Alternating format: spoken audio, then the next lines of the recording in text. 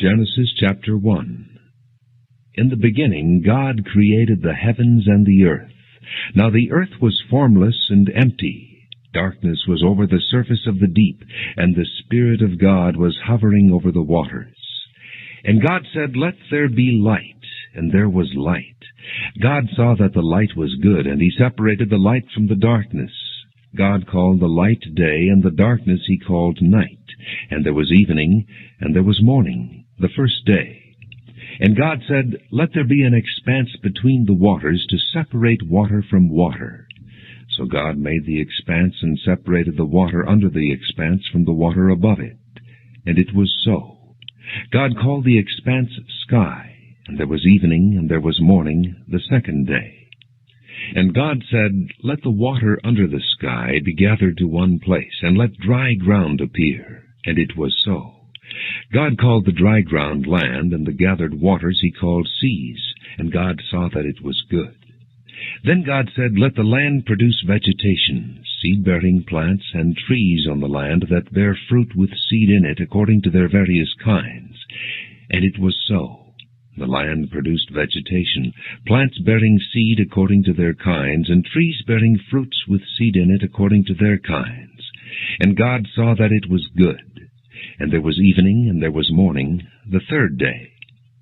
And God said, "Let there be lights in the expanse of the sky to separate the day from the night, and let them serve as signs to mark seasons and days and years, and let them be lights in the expanse of the sky to give light on the earth." And it was so. God made two great lights, the greater light to govern the day, and the lesser light to govern the night. He also made the stars. God set them in the expanse of the sky to give light on the earth, to govern the day and the night, and to separate light from darkness. And God saw that it was good. And there was evening, and there was morning, the fourth day. And God said, "Let the water teem with living creatures, and let birds fly above the earth across the expanse of the sky." So God created the great creatures of the sea, and every living and moving thing with which the water teems according to their kinds, and every winged bird according to its kind. And God saw that it was good. God blessed them and said, "Be fruitful and increase in number, and fill the water in the seas, and let the birds increase on the earth." And there was evening, and there was morning, the fifth day. And God said, "Let the land produce living creatures according to their kinds, livestock, creatures that move along the ground, and wild animals, each according to its kind." And it was so. God made the wild animals according to their kinds, the livestock according to their kinds, and all the creatures that move along the ground according to their kinds. And God saw that it was good. Then God said, "Let us make man in our image, in our likeness, and let them rule over the fish of the sea and the birds of the air, over the livestock, over all the earth, and over all the creatures that move along the ground." So God created man in his own image. In the image of God he created him. Male and female he created them. God blessed them and said to them, "Be fruitful and increase in number. Fill the earth and subdue it. Rule over the fish of the sea and the birds of the air, and over every living creature that moves on the ground." Then God said, "I give you every seed-bearing plant on the face of the whole earth, and every tree that has fruit with seed in it. They will be yours for food. And to all the beasts of the earth, and all the birds of the air, and all the creatures that move on the ground, everything that has the breath of life in it, I give every green plant for food." And it was so. God saw all that he had made, and it was very good. And there was evening, and there was morning, the sixth day. Genesis chapter 2. Thus the heavens and the earth were completed in all their vast array. By the seventh day God had finished the work he had been doing. So on the seventh day he rested from all his work. And God blessed the seventh day and made it holy, because on it he rested from all the work of creating that he had done. This is the account of the heavens and the earth when they were created. When the Lord God made the earth and the heavens, and no shrub of the field had yet appeared on the earth, and no plant of the field had yet sprung up, for the Lord God had not sent rain on the earth, and there was no man to work the ground, but streams came up from the earth and watered the whole surface of the ground.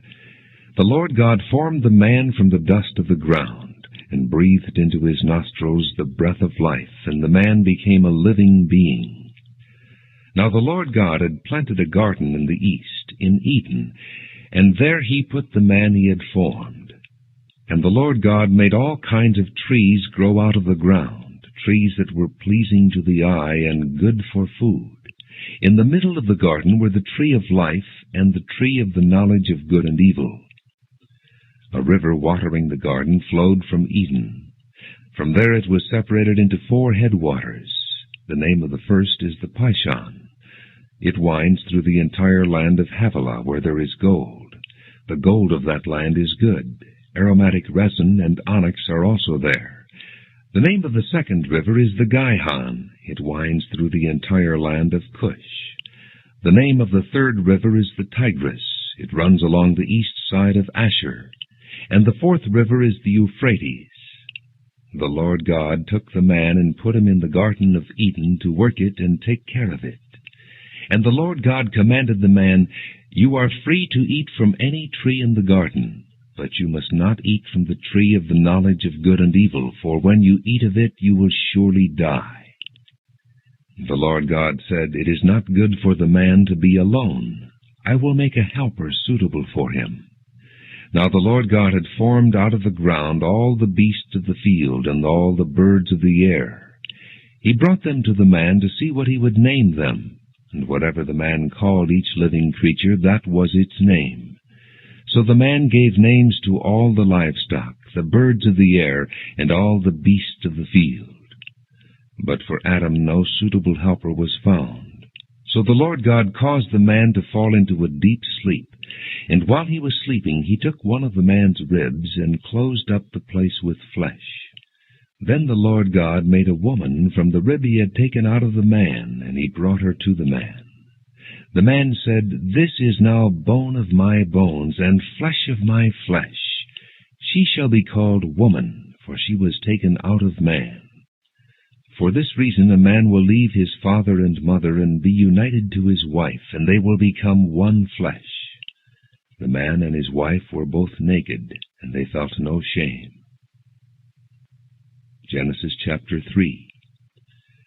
Now the serpent was more crafty than any of the wild animals the Lord God had made. He said to the woman, "Did God really say, 'You must not eat from any tree in the garden'?" The woman said to the serpent, "We may eat from the trees in the garden, but God did say, 'You must not eat fruit from the tree that is in the middle of the garden, and you must not touch it, or you will die.'" "You will not surely die," the serpent said to the woman, "for God knows that when you eat of it your eyes will be opened, and you will be like God, knowing good and evil." When the woman saw that the fruit of the tree was good for food and pleasing to the eye, and also desirable for gaining wisdom, she took some and ate it. She also gave some to her husband who was with her, and he ate it. Then the eyes of both of them were opened, and they realized they were naked. So they sewed fig leaves together and made coverings for themselves. Then the man and his wife heard the sound of the Lord God as he was walking in the garden in the cool of the day, and they hid from the Lord God among the trees of the garden. But the Lord God called to the man, "Where are you?" He answered, "I heard you in the garden, and I was afraid because I was naked, so I hid." And he said, "Who told you that you were naked? Have you eaten from the tree that I commanded you not to eat from?" The man said, "The woman you put here with me, she gave me some fruit from the tree, and I ate it." And the Lord God said to the woman, "What is this you have done?" The woman said, "The serpent deceived me, and I ate." So the Lord God said to the serpent, "Because you have done this, cursed are you above all the livestock and all the wild animals. You will crawl on your belly, and you will eat dust all the days of your life. And I will put enmity between you and the woman, and between your offspring and hers. He will crush your head, and you will strike his heel. To the woman he said, I will greatly increase your pains in childbearing. With pain you will give birth to children. Your desire will be for your husband, and he will rule over you. To Adam he said, Because you listened to your wife and ate from the tree about which I commanded you, you must not eat of it. Cursed is the ground because of you. Through painful toil you will eat of it all the days of your life. It will produce thorns and thistles for you, and you will eat the plants of the field. By the sweat of your brow you will eat your food until you return to the ground, since from it you were taken. For dust you are, and to dust you will return. Adam named his wife Eve, because she would become the mother of all the living. The Lord God made garments of skin for Adam and his wife, and clothed them. And the Lord God said, The man has now become like one of us, knowing good and evil. He must not be allowed to reach out his hand and take also from the tree of life and eat, and live forever. So the Lord God banished him from the Garden of Eden to work the ground from which he had been taken. After he drove the man out, he placed on the east side of the Garden of Eden cherubim and a flaming sword flashing back and forth to guard the way to the tree of life. Genesis chapter 4. Adam lay with his wife Eve, and she became pregnant and gave birth to Cain. She said, With the help of the Lord I have brought forth a man. Later she gave birth to his brother Abel. Now Abel kept flocks, and Cain worked the soil. In the course of time Cain brought some of the fruits of the soil as an offering to the Lord. But Abel brought fat portions from some of the firstborn of his flock. The Lord looked with favor on Abel and his offering, but on Cain and his offering he did not look with favor. So Cain was very angry, and his face was downcast. Then the Lord said to Cain, Why are you angry? Why is your face downcast? If you do what is right, will you not be accepted? But if you do not do what is right, sin is crouching at your door. It desires to have you, but you must master it. Now Cain said to his brother Abel, Let's go out to the field. And while they were in the field, Cain attacked his brother Abel and killed him. Then the Lord said to Cain, Where is your brother Abel? I don't know, he replied. Am I my brother's keeper? The Lord said, What have you done? Listen, your brother's blood cries out to me from the ground. Now you are under a curse and driven from the ground, which opened its mouth to receive your brother's blood from your hand. When you work the ground, it will no longer yield its crops for you. You will be a restless wanderer on the earth. Cain said to the Lord, My punishment is more than I can bear. Today you are driving me from the land, and I will be hidden from your presence. I will be a restless wanderer on the earth, and whoever finds me will kill me. But the Lord said to him, Not so. If anyone kills Cain, he will suffer vengeance 7 times over. Then the Lord put a mark on Cain, so that no one who found him would kill him. So Cain went out from the Lord's presence and lived in the land of Nod, east of Eden. Cain lay with his wife, and she became pregnant and gave birth to Enoch. Cain was then building a city, and he named it after his son Enoch. To Enoch was born Irad, and Irad was the father of Mehujael, and Mehujael was the father of Methusael, and Methusael was the father of Lamech. Lamech married 2 women, one named Ada and the other Zillah. Ada gave birth to Jabal. He was the father of those who live in tents and raise livestock. His brother's name was Jubal. He was the father of all who play the harp and flute. Zillah also had a son, Tubal-Cain, who forged all kinds of tools out of bronze and iron. Tubal-Cain's sister was Naamah. Lamech said to his wives, Ada and Zillah, listen to me. Wives of Lamech, hear my words. I have killed a man for wounding me, a young man for injuring me. If Cain is avenged 7 times, then Lamech 77 times. Adam lay with his wife again, and she gave birth to a son and named him Seth, saying, God has granted me another child in place of Abel, since Cain killed him. Seth also had a son, and he named him Enosh. At that time men began to call on the name of the Lord. Genesis chapter 5. This is the written account of Adam's line. When God created man, he made him in the likeness of God.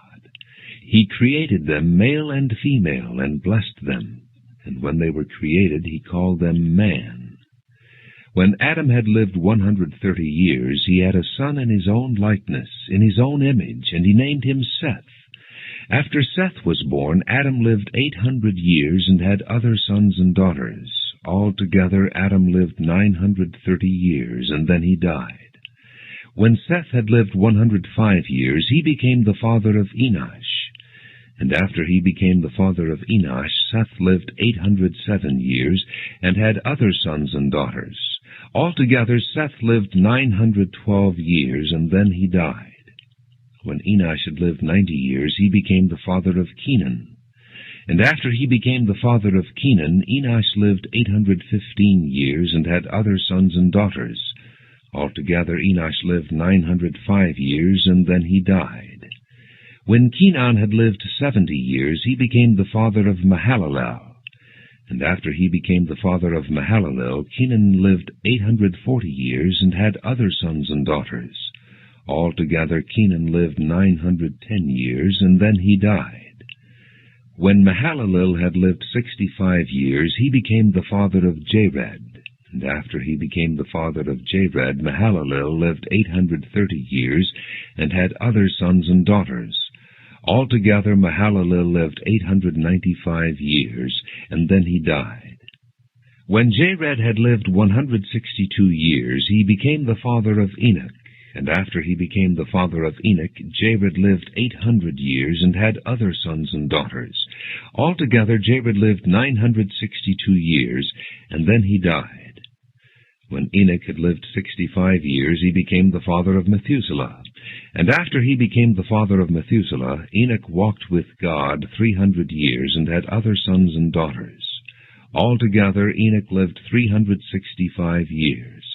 Enoch walked with God. Then he was no more, because God took him away. When Methuselah had lived 187 years, he became the father of Lamech. And after he became the father of Lamech, Methuselah lived 782 years, and had other sons and daughters. Altogether, Methuselah lived 969 years, and then he died. When Lamech had lived 182 years, he had a son. He named him Noah, and said, He will comfort us in the labor and painful toil of our hands, caused by the ground the Lord has cursed. After Noah was born, Lamech lived 595 years, and had other sons and daughters. Altogether, Lamech lived 777 years, and then he died. After Noah was 500 years old, he became the father of Shem, Ham, and Japheth. Genesis chapter 6. When men began to increase in number on the earth, and daughters were born to them, the sons of God saw that the daughters of men were beautiful, and they married any of them they chose. Then the Lord said, My spirit will not contend with man forever, for he is mortal. His days will be 120 years. The Nephilim were on the earth in those days, and also afterward, when the sons of God went to the daughters of men and had children by them. And they were the heroes of old, men of renown.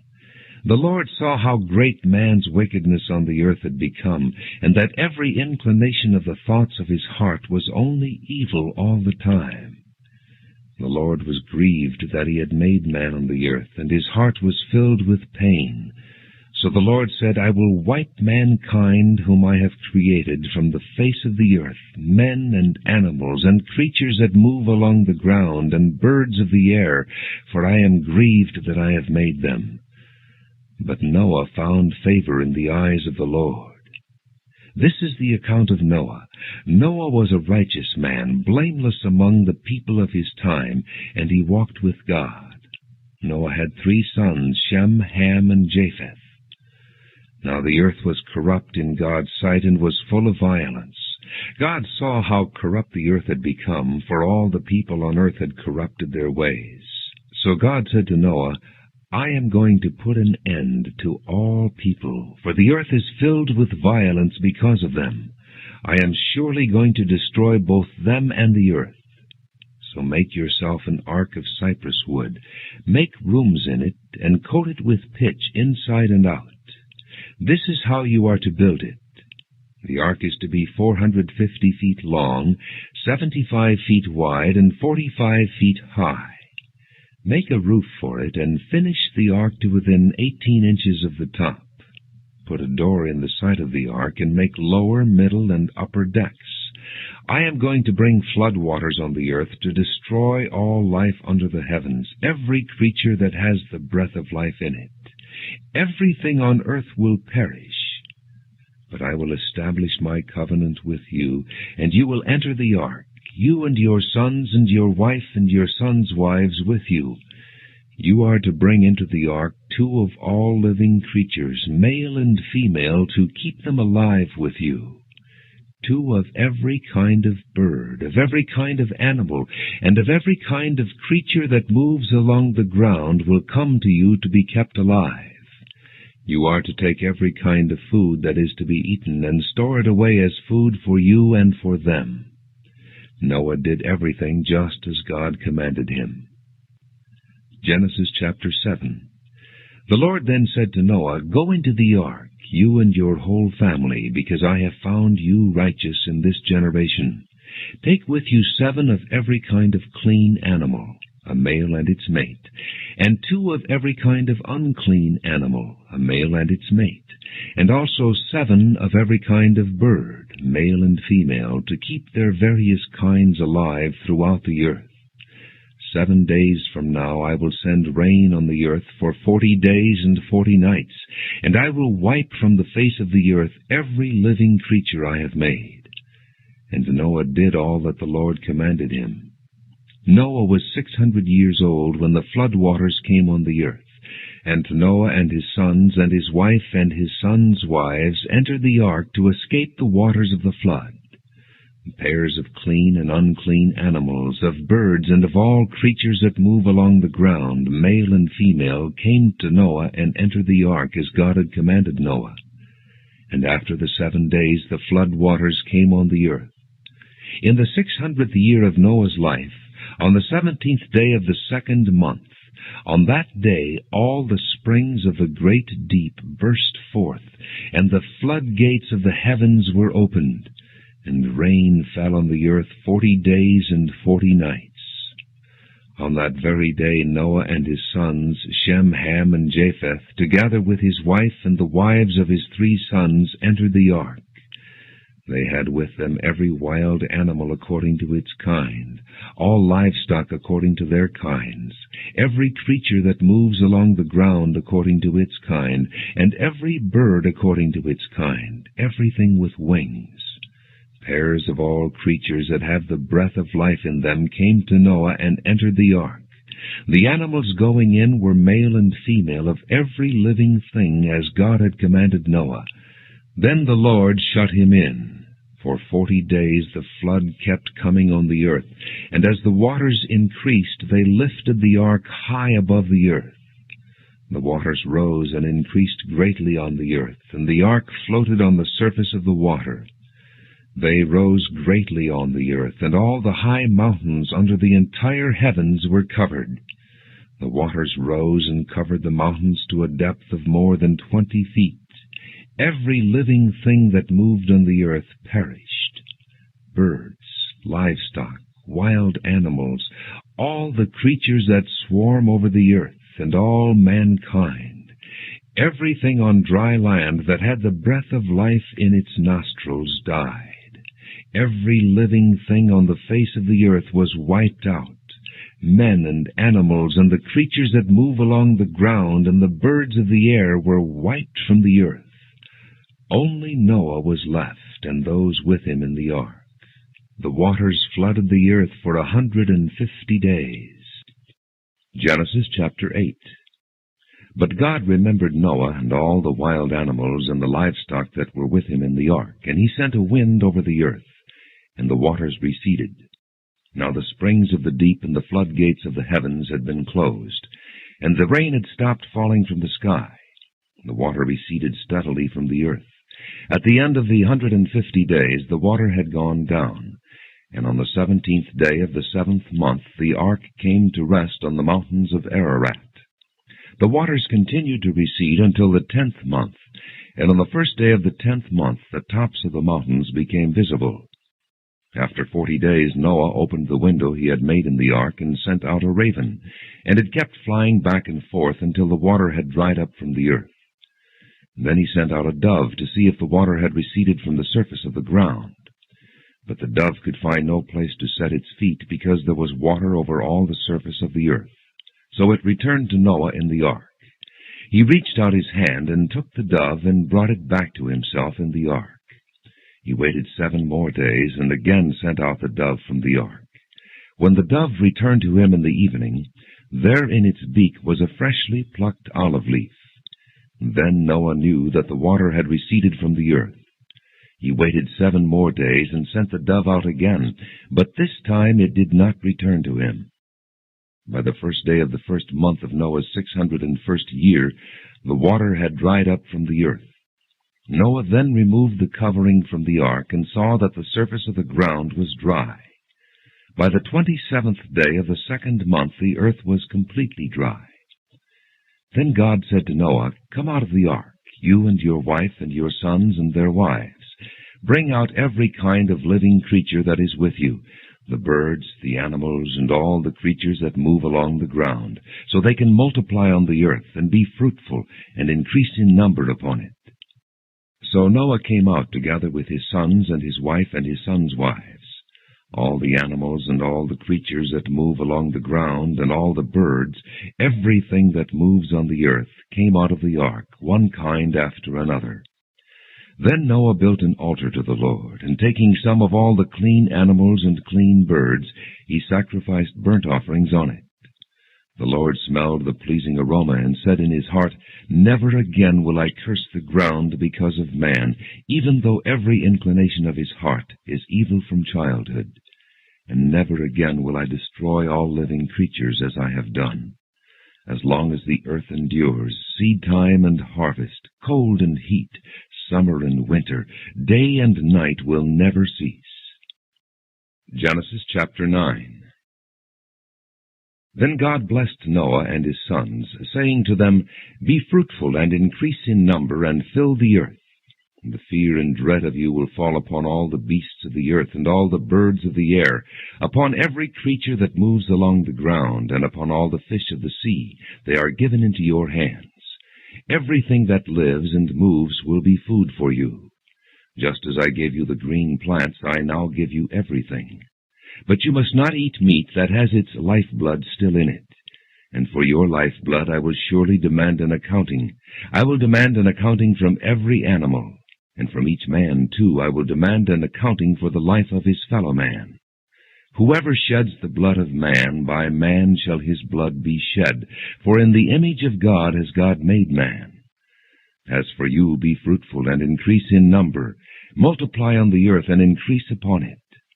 Then God said to Noah and to his sons with him, "I now establish my covenant with you and with your descendants after you, and with every living creature that was with you, the birds, the livestock, and all the wild animals, all those that came out of the ark with you, every living creature on earth.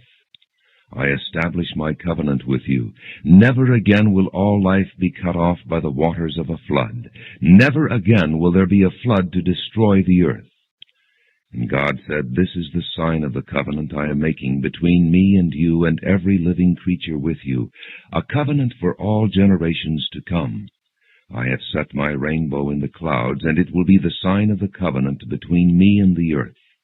Whenever I bring clouds over the earth and the rainbow appears in the clouds, I will remember my covenant between me and you and all living creatures of every kind. Never again will the waters become a flood to destroy all life. Whenever the rainbow appears in the clouds, I will see it and remember the everlasting covenant between God and all living creatures of every kind on the earth. So God said to Noah, This is the sign of the covenant I have established between me and all life on the earth. The sons of Noah who came out of the ark were Shem, Ham, and Japheth. Ham was the father of Canaan. These were the 3 sons of Noah, and from them came the people who were scattered over the earth. Noah, a man of the soil, proceeded to plant a vineyard. When he drank some of its wine, he became drunk and lay uncovered inside his tent. Ham, the father of Canaan, saw his father's nakedness and told his 2 brothers outside. But Shem and Japheth took a garment and laid it across their shoulders. Then they walked in backward and covered their father's nakedness. Their faces were turned the other way so that they would not see their father's nakedness. When Noah awoke from his wine and found out what his youngest son had done to him, he said, Cursed be Canaan, the lowest of slaves will he be to his brothers. He also said, Blessed be the Lord, the God of Shem. May Canaan be the slave of Shem. May God extend the territory of Japheth. May Japheth live in the tents of Shem, and may Canaan be his slave. After the flood, Noah lived 350 years. Altogether, Noah lived 950 years, and then he died. Genesis chapter 10. This is the account of Shem, Ham, and Japheth, Noah's sons, who themselves had sons after the flood. The sons of Japheth, Gomer, Magog, Madai, Javan, Tubal, Meshach, and Tyrus. The sons of Gomer, Ashkenaz, Riphath, and Togarmah.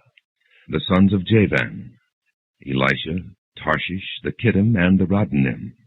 From these the maritime peoples spread out into their territories by their clans within their nations, each with its own language. The sons of Ham, Cush, Mizraim, Put, and Canaan. The sons of Cush, Seba, Havilah, Sabta, Raamah, and Sabtika. The sons of Raamah, Sheba, and Dedan.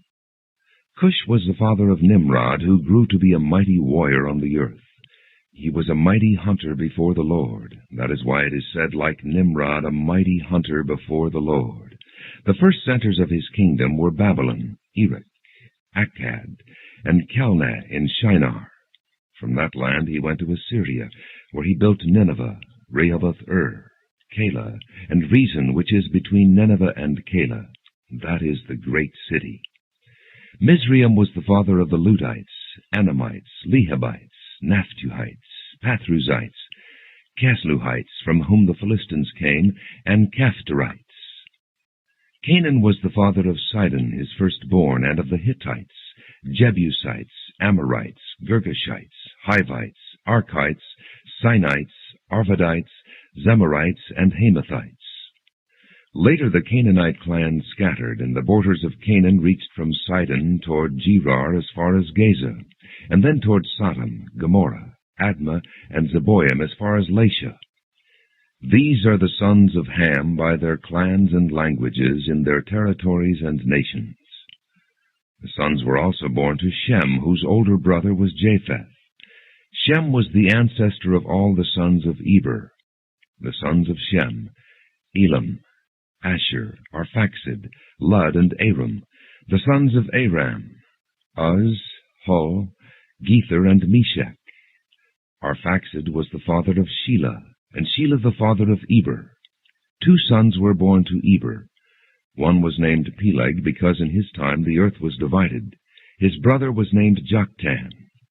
Joktan was the father of Almodad, Sheleph, Hazar-Maveth, Jerah, Adoram, Uzal, Diklah, Obal, Abimiel, Sheba, Ophir, Havilah, and Jobab. All these were sons of Joktan. The region where they lived stretched from Mesha toward Sephar in the eastern hill country. These are the sons of Shem by their clans and languages in their territories and nations. These are the clans of Noah's sons according to their lines of descent within their nations. From these the nations spread out over the earth after the flood. Genesis chapter 11. Now the whole world had one language and a common speech. As men moved eastward, they found a plain in Shinar and settled there. They said to each other, "Come, let's make bricks and bake them thoroughly." They used brick instead of stone and tar for mortar. Then they said, "Come, let us build ourselves a city with a tower that reaches to the heavens, so that we may make a name for ourselves and not be scattered over the face of the whole earth." But the Lord came down to see the city and the tower that the men were building. The Lord said, "If as one people speaking the same language they have begun to do this, then nothing they plan to do will be impossible for them. Come, let us go down and confuse their language, so they will not understand each other." So the Lord scattered them from there over all the earth, and they stopped building the city. And that is why it is called Babel, because there the Lord confused the language of the whole world. From there the Lord scattered them over the face of the whole earth.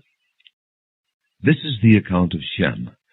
2 years after the flood, when Shem was 100 years old, he became the father of Arphaxad. And after he became the father of Arphaxad, Shem lived 500 years and had other sons and daughters. When Arphaxad had lived 35 years, he became the father of Shelah. And after he became the father of Shelah, Arphaxad lived 403 years and had other sons and daughters. When Shelah had lived 30 years, he became the father of Eber. And after he became the father of Eber, Shelah lived 403 years and had other sons and daughters.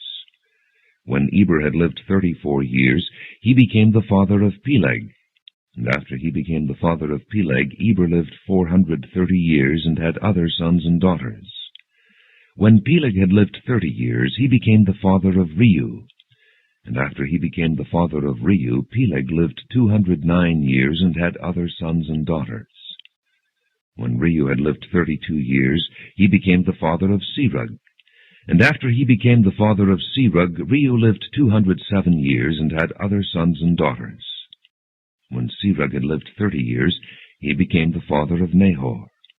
And after he became the father of Nahor, Serug lived 200 years and had other sons and daughters. When Nahor had lived 29 years, he became the father of Terah. And after he became the father of Terah, Nahor lived 119 years and had other sons and daughters.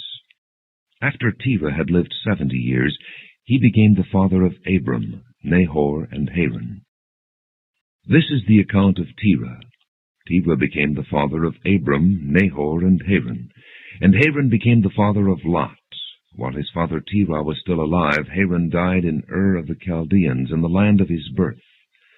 Abram and Nahor both married. The name of Abram's wife was Sarai, and the name of Nahor's wife was Milcah. She was the daughter of Haran, the father of both Milcah and Iscah. Now Sarai was barren, she had no children. Terah took his son Abram, his grandson Lot, son of Haran, and his daughter-in-law Sarai, the wife of his son Abram, and together they set out from Ur of the Chaldeans to go to Canaan. But when they came to Haran, they settled there. Terah lived 205 years, and he died in Haran. Genesis chapter 12. The Lord had said to Abram, "Leave your country, your people, and your father's household, and go to the land I will show you. I will make you into a great nation, and I will bless you. I will make your name great, and you will be a blessing. I will bless those who bless you, and whoever curses you I will curse. And all peoples on earth will be blessed through you." So Abram left as the Lord had told him, and Lot went with him. Abram was 75 years old when he set out from Haran. He took his wife Sarai, his nephew Lot, all the possessions they had accumulated, and the people they had acquired in Haran, and they set out for the land of Canaan, and they arrived there. Abram traveled through the land as far as the site of the great tree of Moreh at Shechem. At that time the Canaanites were in the land. The Lord appeared to Abram and said, "To your offspring I will give this land." So he built an altar there to the Lord who had appeared to him. From there he went on toward the hills east of Bethel, and pitched his tent, with Bethel on the west and Ai on the east. And there he built an altar to the Lord, and called on the name of the Lord. Then Abram set out and continued toward the Negev. Now there was a famine in the land, and Abram went down to Egypt to live there for a while, because the famine was severe. As he was about to enter Egypt, he said to his wife Sarai, "I know what a beautiful woman you are. When the Egyptians see you, they will say, 'This is his wife.' Then they will kill me, but will let you live. Say you are my sister, so that I will be treated well for your sake, and my life will be spared because of you." When Abram came to Egypt, the Egyptians saw that she was a very beautiful woman. And when Pharaoh's officials saw her, they praised her to Pharaoh, and she was taken into his palace. He treated Abram well for her sake, and Abram acquired sheep and cattle, male and female donkeys, men-servants and maidservants, and camels. But the Lord inflicted serious diseases on Pharaoh and his household because of Abram's wife Sarai. So Pharaoh summoned Abram. "What have you done to me?" he said. "Why didn't you tell me she was your wife? Why did you say she is my sister, so that I took her to be my wife? Now then, here is your wife. Take her and go." Then Pharaoh gave orders about Abram to his men, and they sent him on his way with his wife and everything he had. Genesis chapter 13. So Abram went up from Egypt to the Negev with his wife and everything he had, and Lot went with him. Abram had become very wealthy in livestock and in silver and gold. From the Negev he went from place to place until he came to Bethel, to the place between Bethel and Ai, where his tent had been earlier, and where he had first built an altar. There Abram called on the name of the Lord. Now Lot, who was moving about with Abram, also had flocks and herds and tents, but the land could not support them while they stayed together, for their possessions were so great that they were not able to stay together. And quarreling arose between Abram's herdsmen and the herdsmen of Lot. The Canaanites and Perizzites were also living in the land at that time. So Abram said to Lot, "Let's not have any quarreling between you and me, or between your herdsmen and mine, for we are brothers. Is not the whole land before you? Let's part company. If you go to the left, I'll go to the right. If you go to the right, I'll go to the left." Lot looked up and saw that the whole plain of the Jordan was well watered, like the garden of the Lord, like the land of Egypt toward Zoar. This was before the Lord destroyed Sodom and Gomorrah. So Lot chose for himself the whole plain of the Jordan, and set out toward the east. The two men parted company. Abram lived in the land of Canaan, while Lot lived among the cities of the plain, and pitched his tents near Sodom. Now the men of Sodom were wicked, and were sinning greatly against the Lord. The Lord said to Abram after Lot had parted from him, "Lift up your eyes from where you are, and look north and south, east and west. All the land that you see I will give to you and your offspring forever. I will make your offspring like the dust of the earth, so that if anyone could count the dust, then your offspring could be counted. Go, walk through the length and breadth of the land, for I am giving it to you." So Abram moved his tents and went to live near the great trees of Mamre at Hebron, where he built an altar to the Lord. Genesis chapter 14. At this time Amraphel king of Shinar, Arioch king of Elasar, Chedorlaomer king of Elam, and Tidal king of Goyim went to war against Bera king of Sodom, Bersha king of Gomorrah, Shinab king of Admah, Shemeber king of Zeboim, and the king of Bela, that is Zoar. All these latter kings joined forces in the valley of Siddim, the salt sea. For 12 years they had been subject to Chedorlaomer, but in the 13th year they rebelled. In the 14th year, Chedorlaomer and the kings allied with him went out and defeated the Rephaites in Ashtaroth-Carnaim, the Zuzites in Ham, the Emites in Sheva-Kiriathaim, and the Horites in the hill country of Seir, as far as Al-Paran near the desert. Then they turned back and went to En-Mishpat, that is Kadesh, and they conquered the whole territory of the Amalekites, as well as the Amorites, who were living in Hazazon Tamar. Then the king of Sodom, the king of Gomorrah, the king of Admah, the king of Zeboim, and the king of Bela, that is Zoar, marched out and drew up their battle lines in the valley of Siddim against Chedorlaomer, king of Elam, Tidal, king of Goyim, Amraphel, king of Shinar, and Arioch, king of Elasar, 4 kings against 5. Now the valley of Siddim was full of tar pits, and when the kings of Sodom and Gomorrah fled, some of the men fell into them, and the rest fled to the hills. The 4 kings seized all the goods of Sodom and Gomorrah and all their food, and then they went away. They also carried off Abram's nephew Lot and his possessions, since he was living in Sodom. One who had escaped came and reported this to Abram the Hebrew. Now Abram was living near the great trees of Mamre the Amorite, a brother of Eshcol and Aner, all of whom were allied with Abram. When Abram heard that his relative had been taken captive, he called out the 318 trained men born in his household, and went in pursuit as far as Dan. During the night Abram divided his men to attack them, and he routed them, pursuing them as far as Hobah, north of Damascus. He recovered all the goods, and brought back his relative Lot and his possessions, together with the women and the other people. After Abram returned from defeating Chedorlaomer and the kings allied with him, the king of Sodom came out to meet him in the valley of Sheva, that is, the king's valley. Then Melchizedek, king of Salem, brought out bread and wine. He was priest of God Most High, and he blessed Abram, saying, Blessed be Abram by God Most High, creator of heaven and earth, and blessed be God Most High, who delivered your enemies into your hands. Then Abram gave him 1/10 of everything. The king of Sodom said to Abram, Give me the people, and keep the goods for yourself. But Abram said to the king of Sodom, I have raised my hand to the Lord, God Most High, creator of heaven and earth, and have taken an oath that I will accept nothing belonging to you, not even a thread or a thong of a sandal, so that you will never be able to say, I made Abram rich. I will accept nothing but what my men have eaten, and the share that belongs to the men who went with me, to Aner, Eshcol, and Mamre. Let them have their share. Genesis chapter 15. After this the word of the Lord came to Abram in a vision. Do not be afraid, Abram. I am your shield, your very great reward.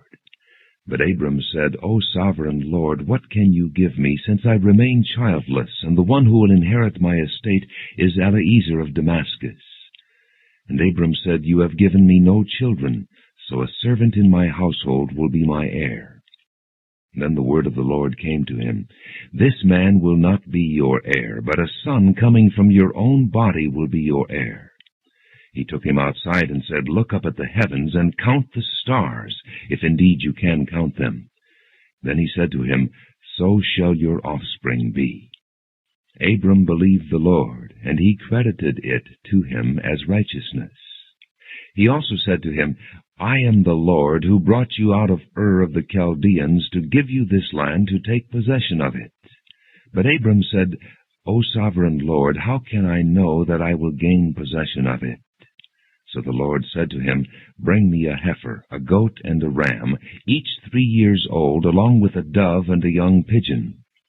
Abram brought all these to him, cut them in 2, and arranged the halves opposite each other. The birds, however, he did not cut in half. Then birds of prey came down on the carcasses, but Abram drove them away. As the sun was setting, Abram fell into a deep sleep, and a thick and dreadful darkness came over him.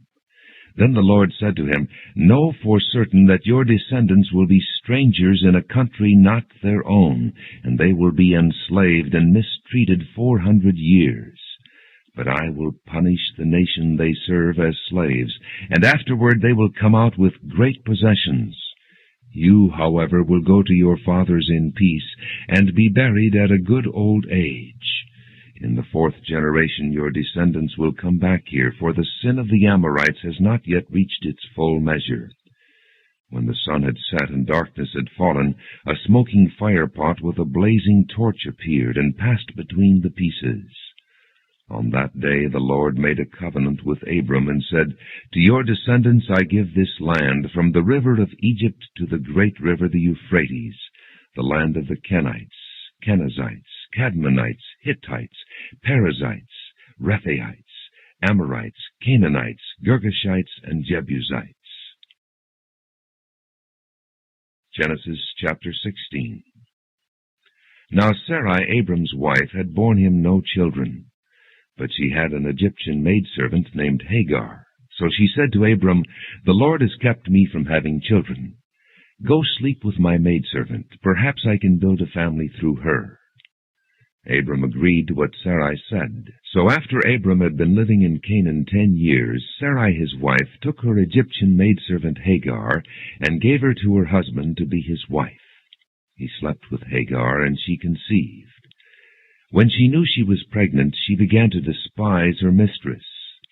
Then Sarai said to Abram, "You are responsible for the wrong I am suffering. I put my servant in your arms, and now that she knows she is pregnant, she despises me. May the Lord judge between you and me." "Your servant is in your hands," Abram said. "Do with her whatever you think best." Then Sarai mistreated Hagar, so she fled from her. The angel of the Lord found Hagar near a spring in the desert. It was the spring that is beside the road to Shur. And he said, "Hagar, servant of Sarai, where have you come from, and where are you going?" "I'm running away from my mistress Sarai," she answered. Then the angel of the Lord told her, "Go back to your mistress and submit to her." The angel added, "I will so increase your descendants that they will be too numerous to count." The angel of the Lord also said to her, "You are now with child, and you will have a son. You shall name him Ishmael, for the Lord has heard of your misery. He will be a wild donkey of a man. His hand will be against everyone, and everyone's hand against him, and he will live in hostility toward all his brothers." She gave this name to the Lord who spoke to her, "You are the God who sees me," for she said, "I have now seen the one who sees me." That is why the well was called Beer Lahai Rai. It is still there, between Kadesh and Bered. So Hagar bore Abram a son, and Abram gave the name Ishmael to the son she had borne. Abram was 86 years old when Hagar bore him Ishmael. Genesis chapter 17. When Abram was 99 years old, the Lord appeared to him and said, "I am God Almighty. Walk before me and be blameless. I will confirm my covenant between me and you, and will greatly increase your numbers." Abram fell face down, and God said to him, "As for me, this is my covenant with you. You will be the father of many nations. No longer will you be called Abram. Your name will be Abraham, for I have made you a father of many nations. I will make you very fruitful.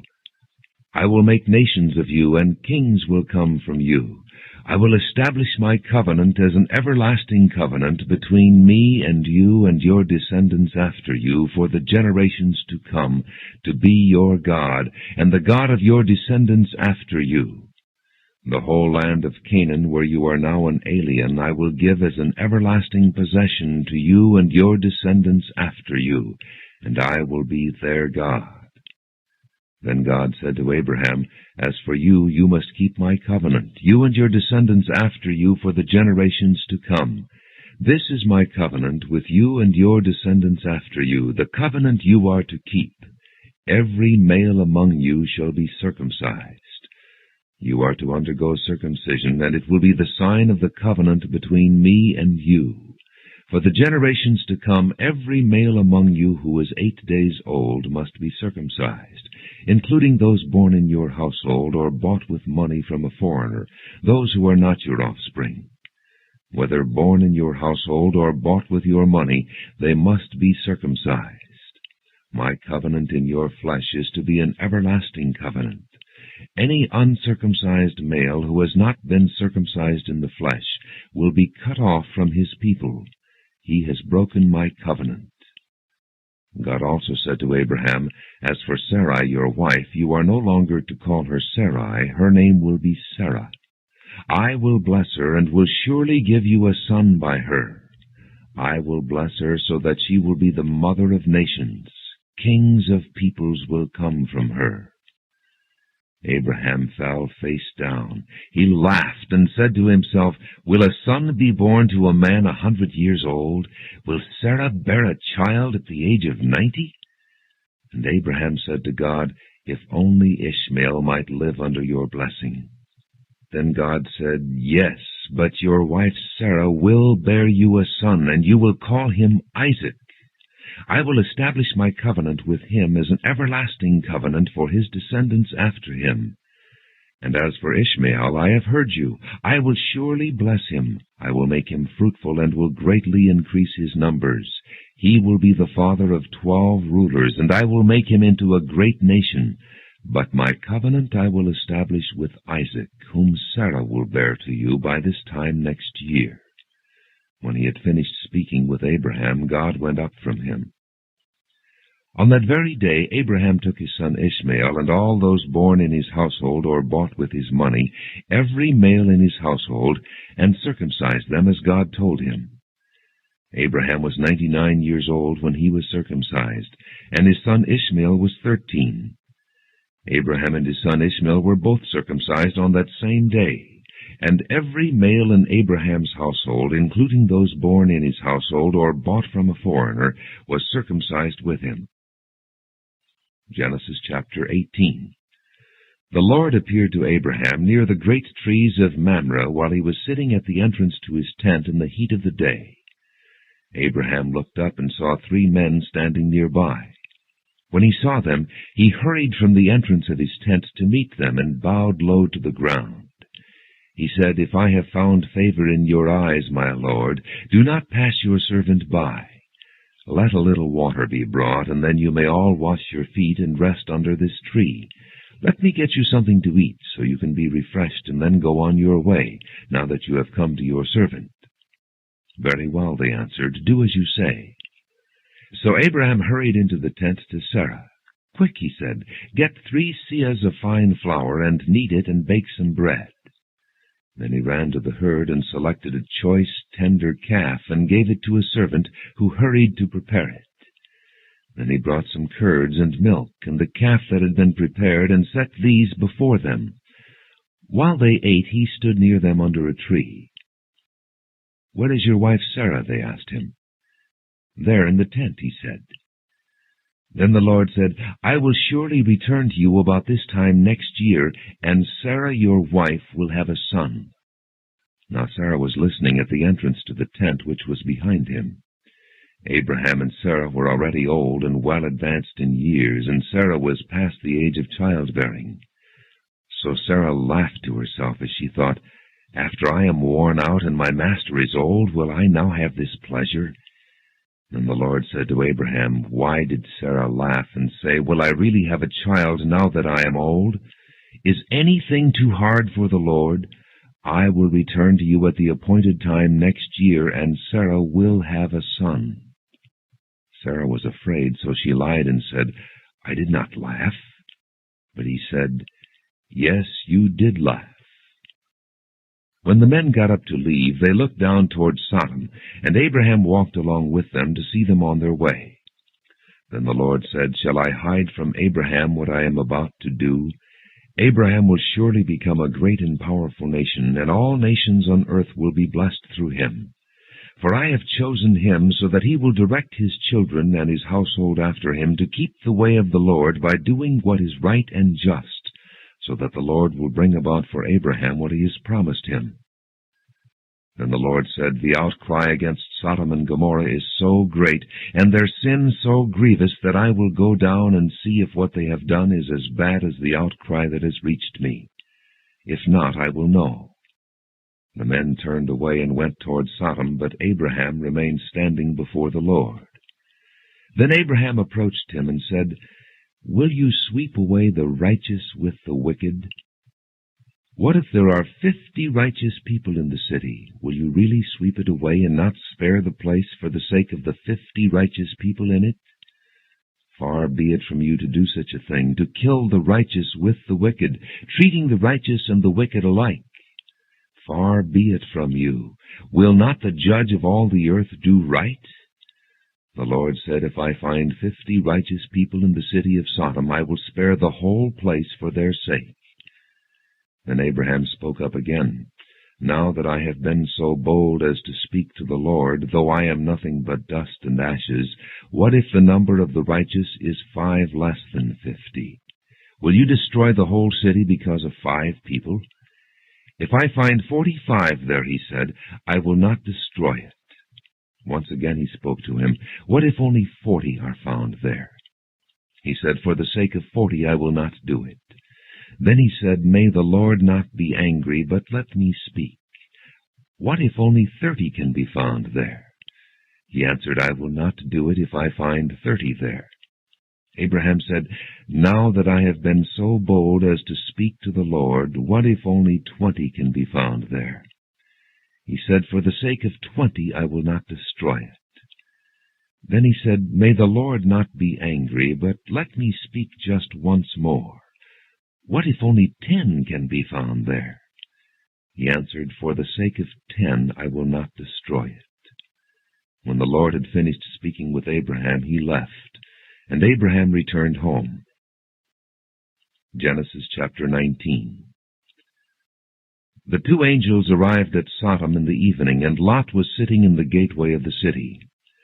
When he saw them, he got up to meet them, and bowed down with his face to the ground. My lords, he said, please turn aside to your servant's house. You can wash your feet and spend the night, and then go on your way early in the morning. No, they answered, we will spend the night in the square. But he insisted so strongly that they did go with him and entered his house. He prepared a meal for them, baking bread without yeast, and they ate. Before they had gone to bed, all the men from every part of the city of Sodom, both young and old, surrounded the house. They called to Lot, Where are the men who came to you tonight? Bring them out to us so that we can have sex with them. Lot went outside to meet them and shut the door behind him and said, No, my friends, don't do this wicked thing. Look, I have 2 daughters who have never slept with a man. Let me bring them out to you, and you can do what you like with them. But don't do anything to these men, for they have come under the protection of my roof. Get out of our way, they replied, and they said, This fellow came here as an alien, and now he wants to play the judge. We'll treat you worse than them. They kept bringing pressure on Lot and moved forward to break down the door. But the men inside reached out and pulled Lot back into the house and shut the door. Then they struck the men who were at the door of the house, young and old, with blindness, so that they could not find the door. The 2 men said to Lot, Do you have anyone else here, sons-in-law, sons or daughters, or anyone else in the city who belongs to you? Get them out of here, because we are going to destroy this place. The outcry to the Lord against its people is so great that he has sent us to destroy it. So Lot went out and spoke to his sons-in-law, who were pledged to marry his daughters. He said, Hurry and get out of this place, because the Lord is about to destroy the city. But his sons-in-law thought he was joking. With the coming of dawn, the angels urged Lot, saying, Hurry, take your wife and your 2 daughters who are here, or you will be swept away when the city is punished. When he hesitated, the men grasped his hand and the hands of his wife and of his 2 daughters, and led them safely out of the city, for the Lord was merciful to them. As soon as they had brought them out, one of them said, Flee for your lives. Don't look back, and don't stop anywhere in the plain. Flee to the mountains, or you will be swept away. But Lot said to them, No, my lords, please. Your servant has found favor in your eyes, and you have shown great kindness to me in sparing my life. But I can't flee to the mountains. This disaster will overtake me, and I'll die. Look, here is a town near enough to run to, and it is small. Let me flee to it. It is very small, isn't it? Then my life will be spared. He said to him, Very well, I will grant this request too. I will not overthrow the town you speak of, but flee there quickly, because I cannot do anything until you reach it. That is why the town was called Zoar. By the time Lot reached Zoar, the sun had risen over the land. Then the Lord rained down burning sulfur on Sodom and Gomorrah, from the Lord out of the heavens. Thus he overthrew those cities and the entire plain, including all those living in the cities, and also the vegetation in the land. But Lot's wife looked back, and she became a pillar of salt. Early the next morning Abraham got up and returned to the place where he had stood before the Lord. He looked down toward Sodom and Gomorrah, toward all the land of the plain, and he saw dense smoke rising from the land, like smoke from a furnace. So when God destroyed the cities of the plain, he remembered Abraham, and he brought Lot out of the catastrophe that overthrew the cities where Lot had lived. Lot and his 2 daughters left Zoar and settled in the mountains, for he was afraid to stay in Zoar. He and his 2 daughters lived in a cave. One day the older daughter said to the younger, "Our father is old, and there is no man around here to lie with us, as is the custom all over the earth. Let's get our father to drink wine, and then lie with him, and preserve our family line through our father." That night they got their father to drink wine, and the older daughter went in and lay with him. He was not aware of it when she lay down or when she got up. The next day the older daughter said to the younger, "Last night I lay with my father. Let's get him to drink wine again tonight, and you go in and lie with him, so we can preserve our family line through our father." So they got their father to drink wine that night also, and the younger daughter went and lay with him. Again he was not aware of it when she lay down or when she got up. So both of Lot's daughters became pregnant by their father. The older daughter had a son, and she named him Moab. He is the father of the Moabites of today. The younger daughter also had a son, and she named him Ben-Ammi. He is the father of the Ammonites of today. Genesis chapter 20. Now Abraham moved on from there into the region of the Negev, and lived between Kadesh and Shur. For a while he stayed in Gerar, and there Abraham said of his wife Sarah, "She is my sister." Then Abimelech king of Gerar sent for Sarah and took her. But God came to Abimelech in a dream one night, and said to him, "You are as good as dead because of the woman you have taken. She is a married woman." Now Abimelech had not gone near her, so he said, "Lord, will you destroy an innocent nation? Did he not say to me, 'She is my sister'? And didn't she also say, 'He is my brother'? I have done this with a clear conscience and clean hands." Then God said to him in the dream, "Yes, I know you did this with a clear conscience, and so I have kept you from sinning against me. And that is why I did not let you touch her. Now return the man's wife, for he is a prophet, and he will pray for you, and you will live. But if you do not return her, you may be sure that you and all yours will die." Early the next morning Abimelech summoned all his officials, and when he told them all that had happened, they were very much afraid. Then Abimelech called Abraham in and said, "What have you done to us? How have I wronged you, that you have brought such great guilt upon me and my kingdom? You have done things to me that should not be done." And Abimelech asked Abraham, "What was your reason for doing this?" Abraham replied, "I said to myself, there is surely no fear of God in this place, and they will kill me because of my wife. Besides, she really is my sister, the daughter of my father, though not of my mother, and she became my wife. And when God had me wander from my father's household, I said to her, 'This is how you can show your love to me. Everywhere we go, say of me, "He is my brother."'" Then Abimelech brought sheep and cattle and male and female slaves and gave them to Abraham, and he returned Sarah his wife to him. And Abimelech said, "My land is before you. Live wherever you like." To Sarah he said, "I am giving your brother 1,000 shekels of silver. This is to cover the offense against you before all who are with you. You are completely vindicated." Then Abraham prayed to God, and God healed Abimelech, his wife, and his slave girls, so they could have children again. For the Lord had closed up every womb in Abimelech's household because of Abraham's wife Sarah. Genesis chapter 21. Now the Lord was gracious to Sarah as he had said, and the Lord did for Sarah what he had promised. Sarah became pregnant and bore a son to Abraham in his old age, at the very time God had promised him. Abraham gave the name Isaac to the son Sarah bore him. When his son Isaac was 8 days old, Abraham circumcised him as God commanded him. Abraham was 100 years old when his son Isaac was born to him. Sarah said, "God has brought me laughter, and everyone who hears about this will laugh with me." And she added, Who would have said to Abraham that Sarah would nurse children?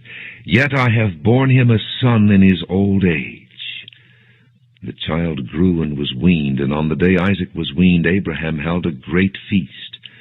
But Sarah saw that the son whom Hagar the Egyptian had borne to Abraham was mocking, and she said to Abraham, Get rid of that slave woman and her son, for that slave woman's son will never share in the inheritance with my son Isaac.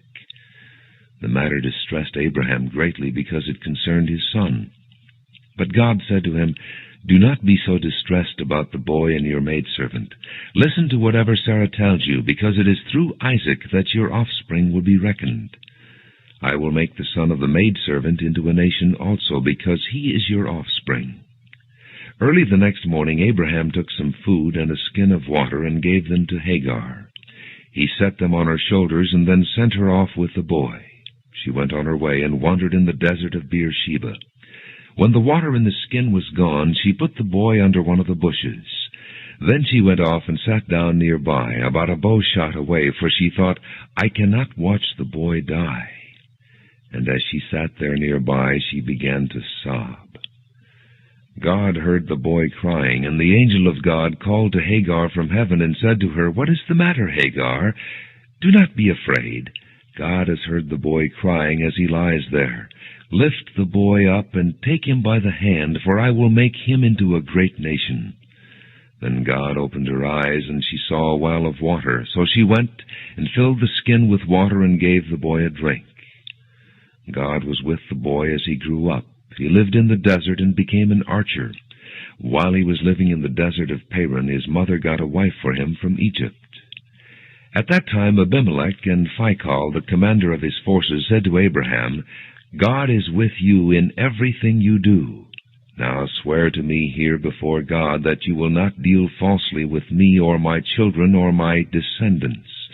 Show to me and the country where you are living as an alien the same kindness I have shown to you. Abraham said, I swear it. Then Abraham complained to Abimelech about a well of water that Abimelech's servants had seized. But Abimelech said, I don't know who has done this. You did not tell me, and I heard about it only today. So Abraham brought sheep and cattle and gave them to Abimelech, and the two men made a treaty. Abraham set apart 7 ewe lambs from the flock. And Abimelech asked Abraham, What is the meaning of these 7 ewe lambs you have set apart by themselves? He replied, Accept these 7 lambs from my hand as a witness that I dug this well. So that place was called Beersheba, because the two men swore an oath there. After the treaty had been made at Beersheba, Abimelech and Phicol, the commander of his forces, returned to the land of the Philistines. Abraham planted a tamarisk tree in Beersheba, and there he called upon the name of the Lord, the eternal God. And Abraham stayed in the land of the Philistines for a long time. Genesis chapter 22. Some time later, God tested Abraham. He said to him, Abraham. Here I am, he replied. Then God said, Take your son, your only son Isaac, whom you love, and go to the region of Moriah. Sacrifice him there as a burnt offering on one of the mountains I will tell you about. Early the next morning Abraham got up and saddled his donkey. He took with him 2 of his servants and his son Isaac. When he had cut enough wood for the burnt offering, he set out for the place God had told him about. On the 3rd day Abraham looked up and saw the place in the distance.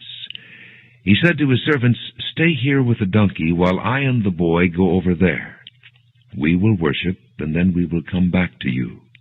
Abraham took the wood for the burnt offering and placed it on his son Isaac, and he himself carried the fire and the knife. As the 2 of them went on together, Isaac spoke up and said to his father Abraham, Father? Yes, my son, Abraham replied. The fire and wood are here, Isaac said, but where is the lamb for the burnt offering? Abraham answered, God himself will provide the lamb for the burnt offering, my son. And the 2 of them went on together. When they reached the place God had told him about, Abraham built an altar there and arranged the wood on it. He bound his son Isaac and laid him on the altar on top of the wood. Then he reached out his hand and took the knife to slay his son. But the angel of the Lord called out to him from heaven, "Abraham, Abraham!" "Here I am," he replied. "Do not lay a hand on the boy," he said. "Do not do anything to him. Now I know that you fear God, because you have not withheld from me your son, your only son." Abraham looked up, and there in the thicket he saw a ram caught by its horns. He went over and took the ram and sacrificed it as a burnt offering instead of his son. So Abraham called that place, "The Lord will provide." And to this day it is said, "On the mountain of the Lord it will be provided." The angel of the Lord called to Abraham from heaven a second time and said, "I swear by myself, declares the Lord, that because you have done this and have not withheld your son, your only son, I will surely bless you and make your descendants as numerous as the stars in the sky and as the sand on the seashore. Your descendants will take possession of the cities of their enemies, and through your offspring all nations on earth will be blessed, because you have obeyed me." Then Abraham returned to his servants, and they set off together for Beersheba, and Abraham stayed in Beersheba. Some time later, Abraham was told, "Milcah is also a mother. She has borne sons to your brother Nahor, Uz the firstborn, Buz his brother, Kemuel the father of Aram, Kesed, Hazo, Pildash, Jidlaph, and Bethuel. Bethuel became the father of Rebekah. Milcah bore these 8 sons to Abraham's brother Nahor. His concubine, whose name was Reumah, also had sons, Tebah, Gaham, Tahash, and Maacah. Genesis chapter 23. Sarah lived to be 127 years old. She died at Kiriath Arba, that is Hebron, in the land of Canaan, and Abraham went to mourn for Sarah and to weep over her. Then Abraham rose from beside his dead wife and spoke to the Hittites. He said, "I am an alien and a stranger among you. Sell me some property for a burial site here so I can bury my dead." The Hittites replied to Abraham, "Sir, listen to us. You are a mighty prince among us. Bury your dead in the choicest of our tombs. None of us will refuse you his tomb for burying your dead." Then Abraham rose and bowed down before the people of the land, the Hittites. He said to them, "If you are willing to let me bury my dead, then listen to me and intercede with Ephron, son of Zohar, on my behalf, so he will sell me the cave of Machpelah, which belongs to him and is at the end of his field. Ask him to sell it to me for the full price as a burial site among you." Ephron the Hittite was sitting among his people, and he replied to Abraham in the hearing of all the Hittites who had come to the gate of his city. "No, my lord," he said, "listen to me. I give you the field, and I give you the cave that is in it. I give it to you in the presence of my people. Bury your dead." Again Abraham bowed down before the people of the land, and he said to Ephron in their hearing, "Listen to me, if you will. I will pay the price of the field. Accept it from me so I can bury my dead there." Ephron answered Abraham, "Listen to me, my lord. The land is worth 400 shekels of silver, but what is that between me and you? Bury your dead." Abraham agreed to Ephron's terms and weighed out for him the price he had named in the hearing of the Hittites, 400 shekels of silver, according to the weight current among the merchants. So Ephron's field in Machpelah near Mamre, both the field and the cave in it, and all the trees within the borders of the field, was deeded to Abraham as his property in the presence of all the Hittites who had come to the gate of the city. Afterward Abraham buried his wife Sarah in the cave in the field of Machpelah near Mamre, which is at Hebron in the land of Canaan. So the field and the cave in it were deeded to Abraham by the Hittites as a burial site. Genesis chapter 24. Abraham was now old and well advanced in years, and the Lord had blessed him in every way. He said to the chief servant in his household, the one in charge of all that he had, "Put your hand under my thigh. I want you to swear by the Lord, the God of heaven and the God of earth, that you will not get a wife for my son from the daughters of the Canaanites, among whom I am living, but will go to my country and my own relatives, and get a wife for my son Isaac. The servant asked him, What if the woman is unwilling to come back with me to this land? Shall I then take your son back to the country you came from? Make sure that you do not take my son back there, Abraham said.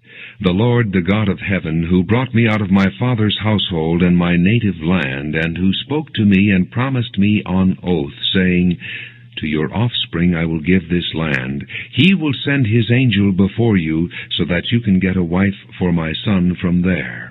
If the woman is unwilling to come back with you, then you will be released from this oath of mine.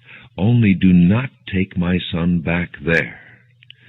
So the servant put his hand under the thigh of his master Abraham, and swore an oath to him concerning this matter. Then the servant took 10 of his master's camels and left, taking with him all kinds of good things from his master.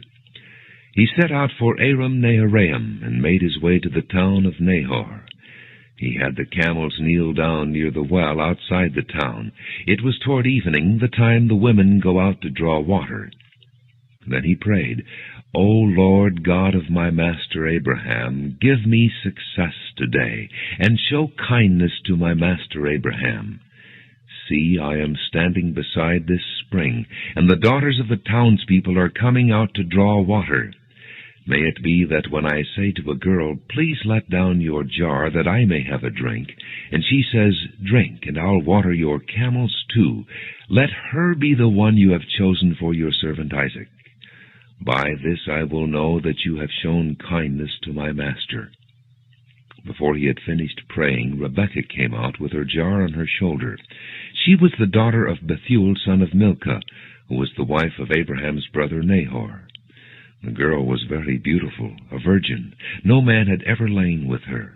She went down to the spring, filled her jar, and came up again. The servant hurried to meet her and said, Please give me a little water from your jar. Drink, my lord, she said, and quickly lowered the jar to her hands and gave him a drink. After she had given him a drink, she said, I'll draw water for your camels, too, until they have finished drinking. So she quickly emptied her jar into the trough, ran back to the well to draw more water, and drew enough for all his camels. Without saying a word, the man watched her closely to learn whether or not the Lord had made his journey successful. When the camels had finished drinking, the man took out a gold nose ring weighing a beka, and 2 gold bracelets weighing 10 shekels. Then he asked, Whose daughter are you? Please tell me, is there room in your father's house for us to spend the night?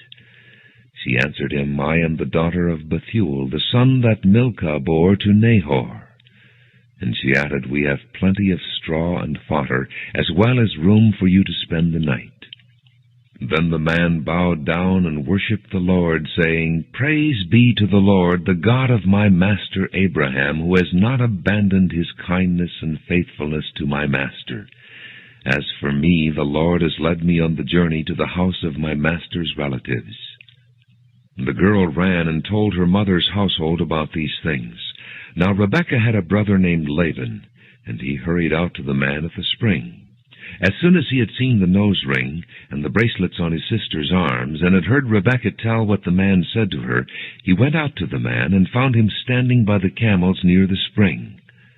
Come, you who are blessed by the Lord, he said, why are you standing out here?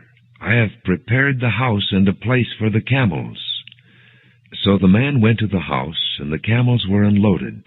Straw and fodder were brought for the camels, and water for him and his men to wash their feet.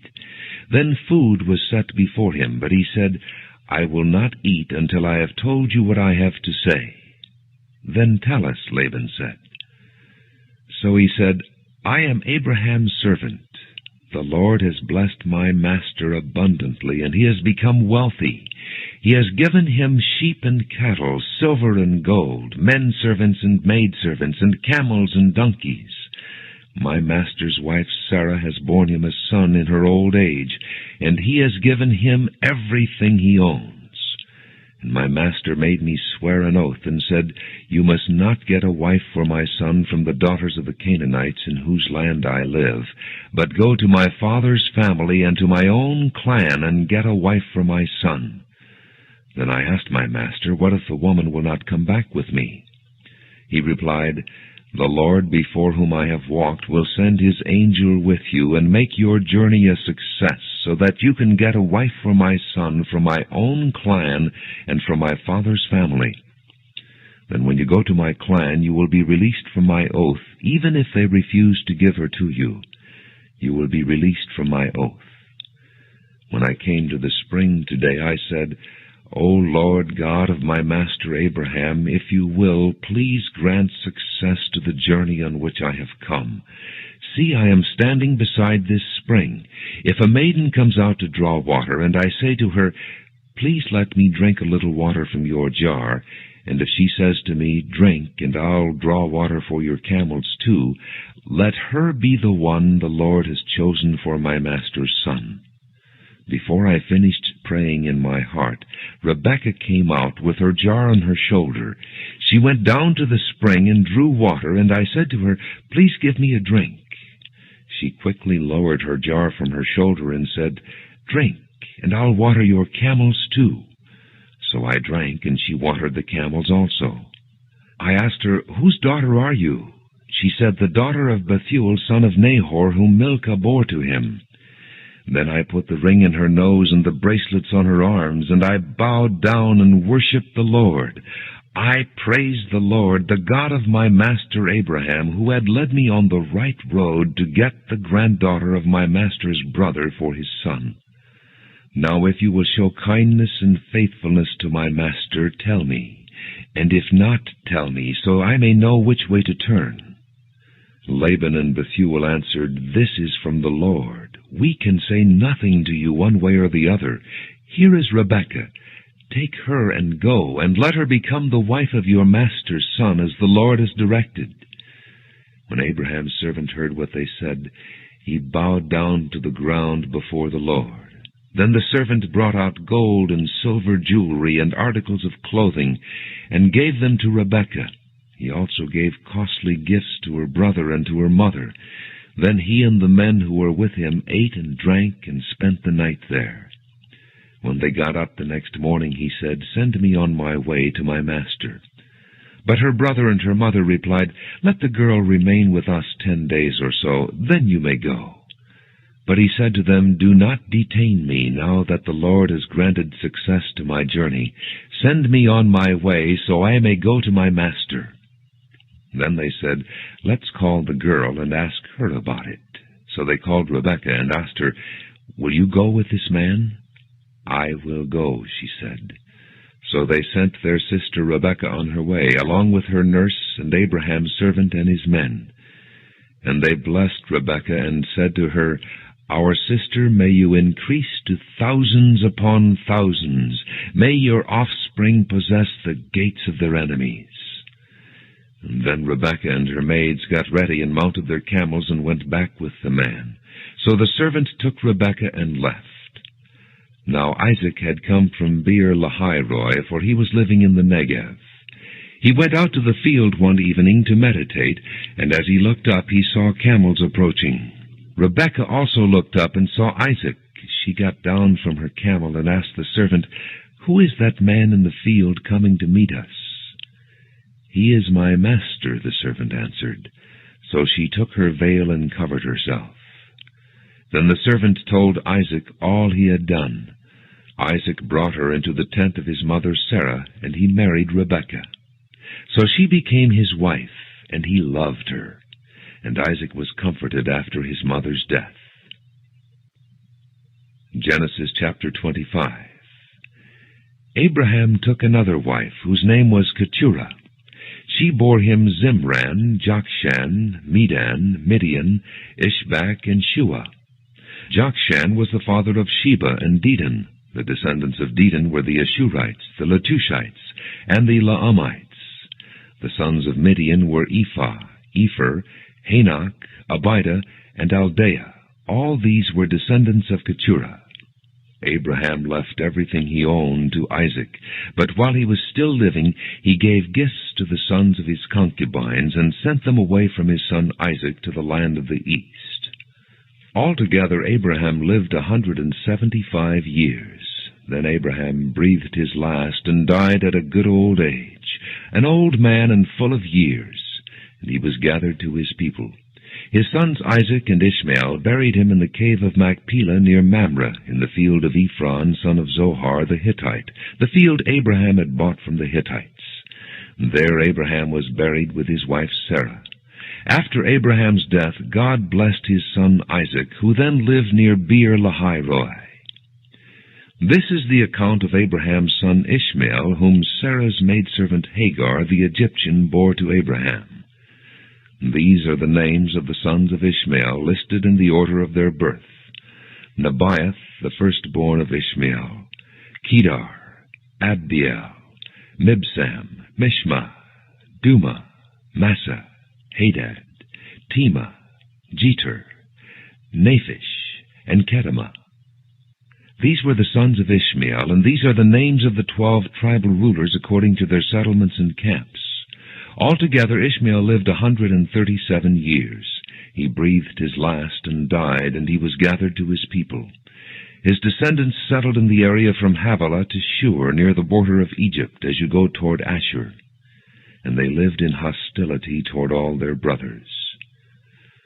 This is the account of Abraham's son Isaac. Abraham became the father of Isaac, and Isaac was 40 years old when he married Rebekah, daughter of Bethuel the Aramean from Padan Aram, and sister of Laban the Aramean. Isaac prayed to the Lord on behalf of his wife because she was barren. The Lord answered his prayer, and his wife Rebekah became pregnant. The babies jostled each other within her, and she said, "Why is this happening to me?" So she went to inquire of the Lord.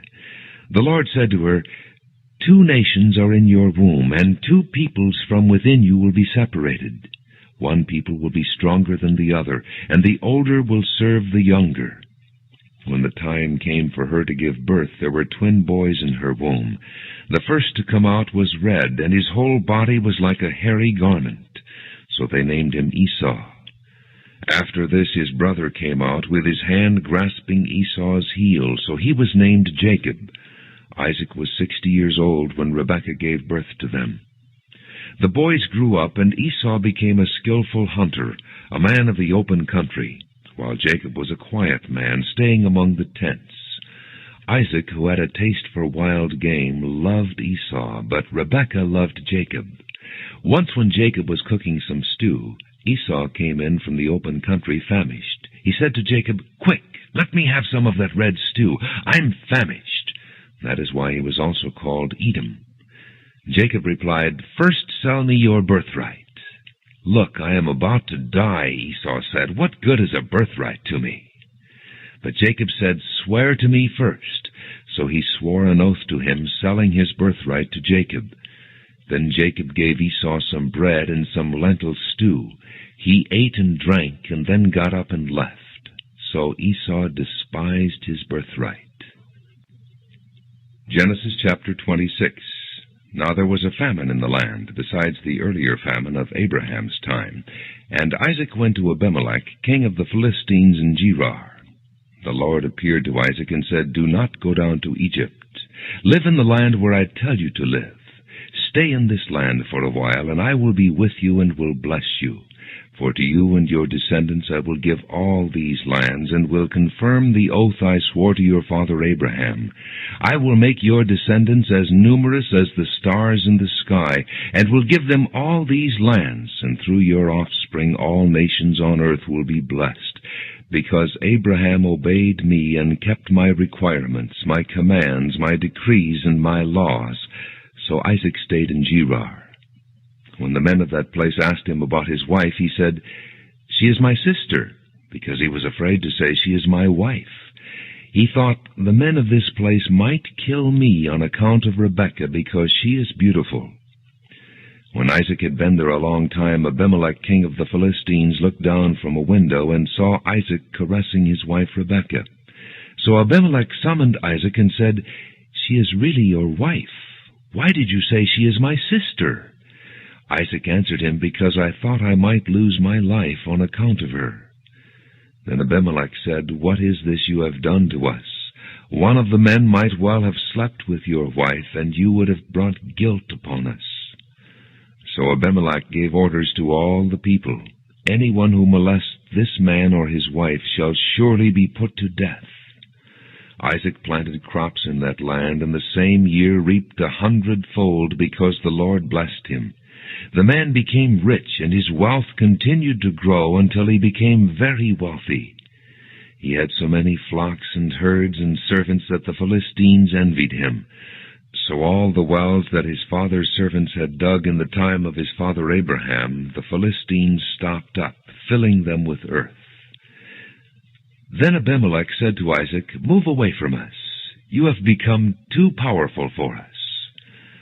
So Isaac moved away from there and encamped in the valley of Gerar and settled there. Isaac reopened the wells that had been dug in the time of his father Abraham, which the Philistines had stopped up after Abraham died, and he gave them the same names his father had given them. Isaac's servants dug in the valley and discovered a well of fresh water there. But the herdsmen of Gerar quarreled with Isaac's herdsmen and said, "The water is ours." So he named the well Esek, because they disputed with him. Then they dug another well, but they quarreled over that one also, so he named it Sitnah. He moved on from there and dug another well, and no one quarreled over it. He named it Rehoboth, saying, "Now the Lord has given us room, and we will flourish in the land." From there he went up to Beersheba. That night the Lord appeared to him and said, "I am the God of your father Abraham. Do not be afraid, for I am with you. I will bless you and will increase the number of your descendants for the sake of my servant Abraham." Isaac built an altar there and called on the name of the Lord. There he pitched his tent, and there his servants dug a well. Meanwhile Abimelech had come to him from Gerar with Ahuzzath, his personal adviser, and Phicol, the commander of his forces. Isaac asked them, "Why have you come to me, since you were hostile to me and sent me away?" They answered, "We saw clearly that the Lord was with you, so we said, there ought to be a sworn agreement between us and you. Let us make a treaty with you that you will do us no harm, just as we did not molest you, but always treated you well and sent you away in peace. And now you are blessed by the Lord." Isaac then made a feast for them, and they ate and drank. Early the next morning the men swore an oath to each other. Then Isaac sent them on their way, and they left him in peace. That day Isaac's servants came and told him about the well they had dug. They said, "We've found water." He called it Sheba, and to this day the name of the town has been Beersheba. When Esau was 40 years old, he married Judith, daughter of Beeri the Hittite, and also Basemath, daughter of Elon the Hittite. They were a source of grief to Isaac and Rebekah. Genesis chapter 27. When Isaac was old, and his eyes were so weak that he could no longer see, he called for Esau his older son, and said to him, "My son." "Here I am," he answered. Isaac said, "I am now an old man, and don't know the day of my death. Now then, get your weapons, your quiver and bow, and go out to the open country to hunt some wild game for me. Prepare me the kind of tasty food I like, and bring it to me to eat, so that I may give you my blessing before I die." Now Rebekah was listening as Isaac spoke to his son Esau. When Esau left for the open country to hunt game and bring it back, Rebekah said to her son Jacob, "Look, I overheard your father say to your brother Esau, 'Bring me some game and prepare me some tasty food to eat, so that I may give you my blessing in the presence of the Lord before I die.' Now, my son, listen carefully and do what I tell you. Go out to the flock and bring me 2 choice young goats, so I can prepare some tasty food for your father, just the way he likes it. Then take it to your father to eat, so that he may give you his blessing before he dies." Jacob said to Rebekah his mother, "But my brother Esau is a hairy man, and I am a man with smooth skin. What if my father touches me? I would appear to be tricking him and would bring down a curse on myself rather than a blessing.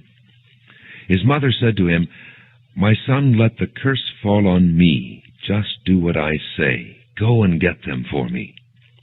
So he went and got them and brought them to his mother, and she prepared some tasty food just the way his father liked it. Then Rebekah took the best clothes of Esau her older son, which she had in the house, and put them on her younger son Jacob. She also covered his hands and the smooth part of his neck with the goatskins. Then she handed to her son Jacob the tasty food and the bread she had made. He went to his father and said, "My father?" "Yes, my son," he answered. "Who is it?"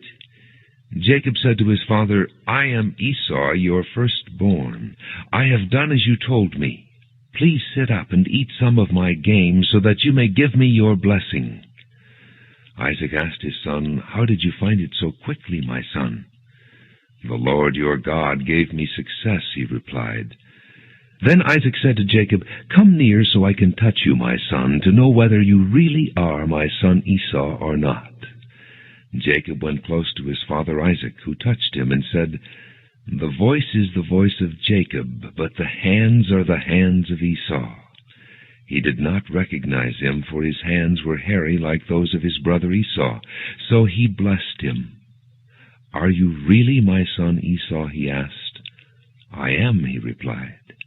Then he said, "My son, bring me some of your game to eat, so that I may give you my blessing." And Jacob brought it to him, and he ate. And he brought some wine, and he drank.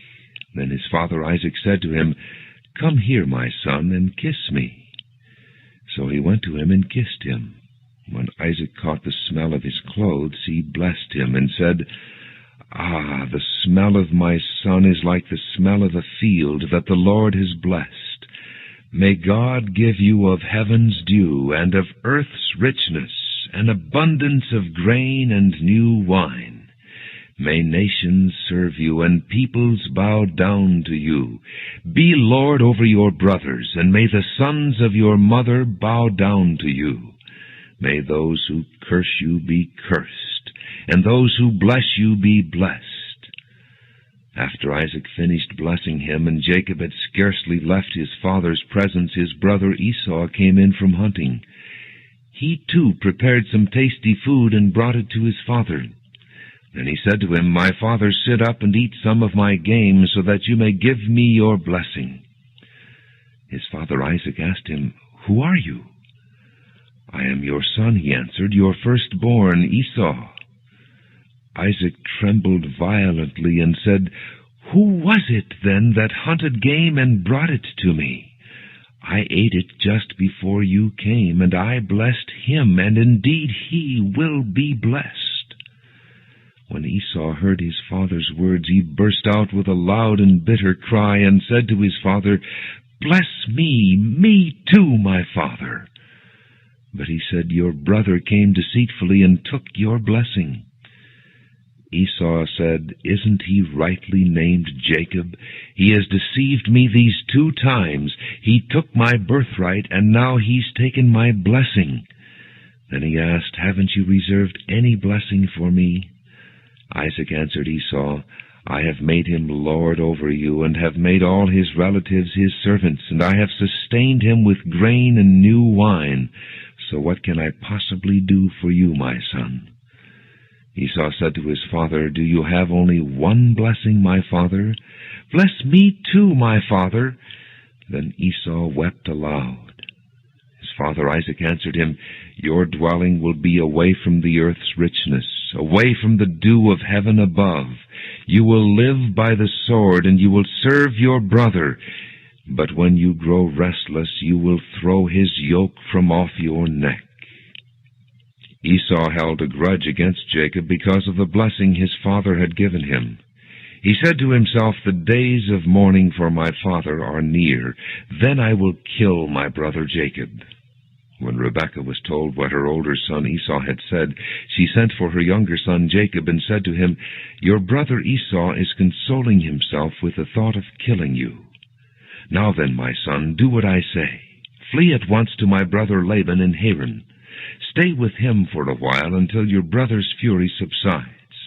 When your brother is no longer angry with you and forgets what you did to him, I'll send word for you to come back from there. Why should I lose both of you in one day?" Then Rebekah said to Isaac, "I'm disgusted with living because of these Hittite women. If Jacob takes a wife from among the women of this land, from Hittite women like these, my life will not be worth living." Genesis chapter 28. So Isaac called for Jacob and blessed him and commanded him, "Do not marry a Canaanite woman. Go at once to Padan-aram, to the house of your mother's father Bethuel. Take a wife for yourself there, from among the daughters of Laban, your mother's brother. May God Almighty bless you, and make you fruitful, and increase your numbers until you become a community of peoples. May He give you and your descendants the blessing given to Abraham, so that you may take possession of the land where you now live as an alien, the land God gave to Abraham." Then Isaac sent Jacob on his way, and he went to Padan-aram, to Laban son of Bethuel the Aramean, the brother of Rebekah, who was the mother of Jacob and Esau. Now Esau learned that Isaac had blessed Jacob, and had sent him to Padan-aram to take a wife from there, and that when he blessed him, he commanded him, "Do not marry a Canaanite woman," and that Jacob had obeyed his father and mother, and had gone to Padan-aram. Esau then realized how displeasing the Canaanite women were to his father Isaac. So he went to Ishmael and married Mahalath, the sister of Nebaioth, and daughter of Ishmael, son of Abraham, in addition to the wives he already had. And Jacob left Beersheba and set out for Haran. When he reached a certain place, he stopped for the night, because the sun had set. Taking one of the stones there, he put it under his head and lay down to sleep. He had a dream in which he saw a stairway resting on the earth, with its top reaching to heaven, and the angels of God were ascending and descending on it. And there above it stood the Lord, and he said, "I am the Lord, the God of your father Abraham, and the God of Isaac. I will give you and your descendants the land on which you are lying. Your descendants will be like the dust of the earth, and you will spread out to the west and to the east, to the north and to the south. All peoples on earth will be blessed through you and your offspring. I am with you and will watch over you wherever you go, and I will bring you back to this land. I will not leave you until I have done what I have promised you." When Jacob awoke from his sleep, he thought, "Surely the Lord is in this place, and I was not aware of it." He was afraid and said, "How awesome is this place! This is none other than the house of God. This is the gate of heaven." Early the next morning Jacob took the stone he had placed under his head and set it up as a pillar, and poured oil on top of it. He called that place Bethel, though the city used to be called Luz. Then Jacob made a vow, saying, "If God will be with me, and will watch over me on this journey I am taking, and will give me food to eat and clothes to wear, so that I return safely to my father's house, then the Lord will be my God. And this stone that I have set up as a pillar will be God's house, and of all that you give me I will give you a tenth." Genesis chapter 29. Then Jacob continued on his journey, and came to the land of the eastern peoples. And there he saw a well in the field, with 3 flocks of sheep lying near it, because the flocks were watered from that well. The stone over the mouth of the well was large. When all the flocks were gathered there, the shepherds would roll the stone away from the well's mouth and water the sheep. Then they would return the stone to its place over the mouth of the well. Jacob asked the shepherds, "My brothers, where are you from?" "We're from Haran," they replied. He said to them, "Do you know Laban, Nahor's grandson?" "Yes, we know him," they answered. Then Jacob asked them, "Is he well?" "Yes, he is," they said, "and here comes his daughter Rachel with the sheep." "Look," he said, "the sun is still high. It is not time for the flocks to be gathered. Water the sheep and take them back to pasture." "We can't," they replied, "until all the flocks are gathered and the stone has been rolled away from the mouth of the well. Then we will water the sheep." While he was still talking with them, Rachel came with her father's sheep, for she was a shepherdess. When Jacob saw Rachel, daughter of Laban, his mother's brother, and Laban's sheep, he went over and rolled the stone away from the mouth of the well and watered his uncle's sheep. Then Jacob kissed Rachel and began to weep aloud. He had told Rachel that he was a relative of her father and a son of Rebekah, so she ran and told her father. As soon as Laban heard the news about Jacob, his sister's son, he hurried to meet him. He embraced him and kissed him and brought him to his home. And there Jacob told him all these things. Then Laban said to him, "You are my own flesh and blood." After Jacob had stayed with him for a whole month, Laban said to him, "Just because you are a relative of mine, should you work for me for nothing? Tell me what your wages should be." Now Laban had 2 daughters. The name of the older was Leah, and the name of the younger was Rachel. Leah had weak eyes, but Rachel was lovely in form and beautiful. Jacob was in love with Rachel and said, "I'll work for you 7 years in return for your younger daughter Rachel." Laban said, "It's better that I give her to you than to some other man. Stay here with me." So Jacob served 7 years to get Rachel, but they seemed like only a few days to him because of his love for her. Then Jacob said to Laban, "Give me my wife. My time is completed, and I want to lie with her." So Laban brought together all the people of the place and gave a feast. But when evening came, he took his daughter Leah and gave her to Jacob, and Jacob lay with her. And Laban gave his servant girl Zilpah to his daughter as her maidservant. When morning came, there was Leah. So Jacob said to Laban, "What is this you have done to me? I served you for Rachel, didn't I? Why have you deceived me?" Laban replied, "It is not our custom here to give the younger daughter in marriage before the older one. Finish this daughter's bridal week. Then we will give you the younger one also in return for another 7 years of work." And Jacob did so. He finished the week with Leah, and then Laban gave him his daughter Rachel to be his wife. Laban gave his servant girl Bilhah to his daughter Rachel as her maidservant. Jacob lay with Rachel also, and he loved Rachel more than Leah. And he worked for Laban another 7 years. When the Lord saw that Leah was not loved, he opened her womb, but Rachel was barren. Leah became pregnant and gave birth to a son. She named him Reuben, for she said, "It is because the Lord has seen my misery. Surely my husband will love me now." She conceived again, and when she gave birth to a son, she said, "Because the Lord heard that I am not loved, he gave me this one too." So she named him Simeon. Again she conceived, and when she gave birth to a son, she said, "Now at last my husband will become attached to me, because I have borne him 3 sons."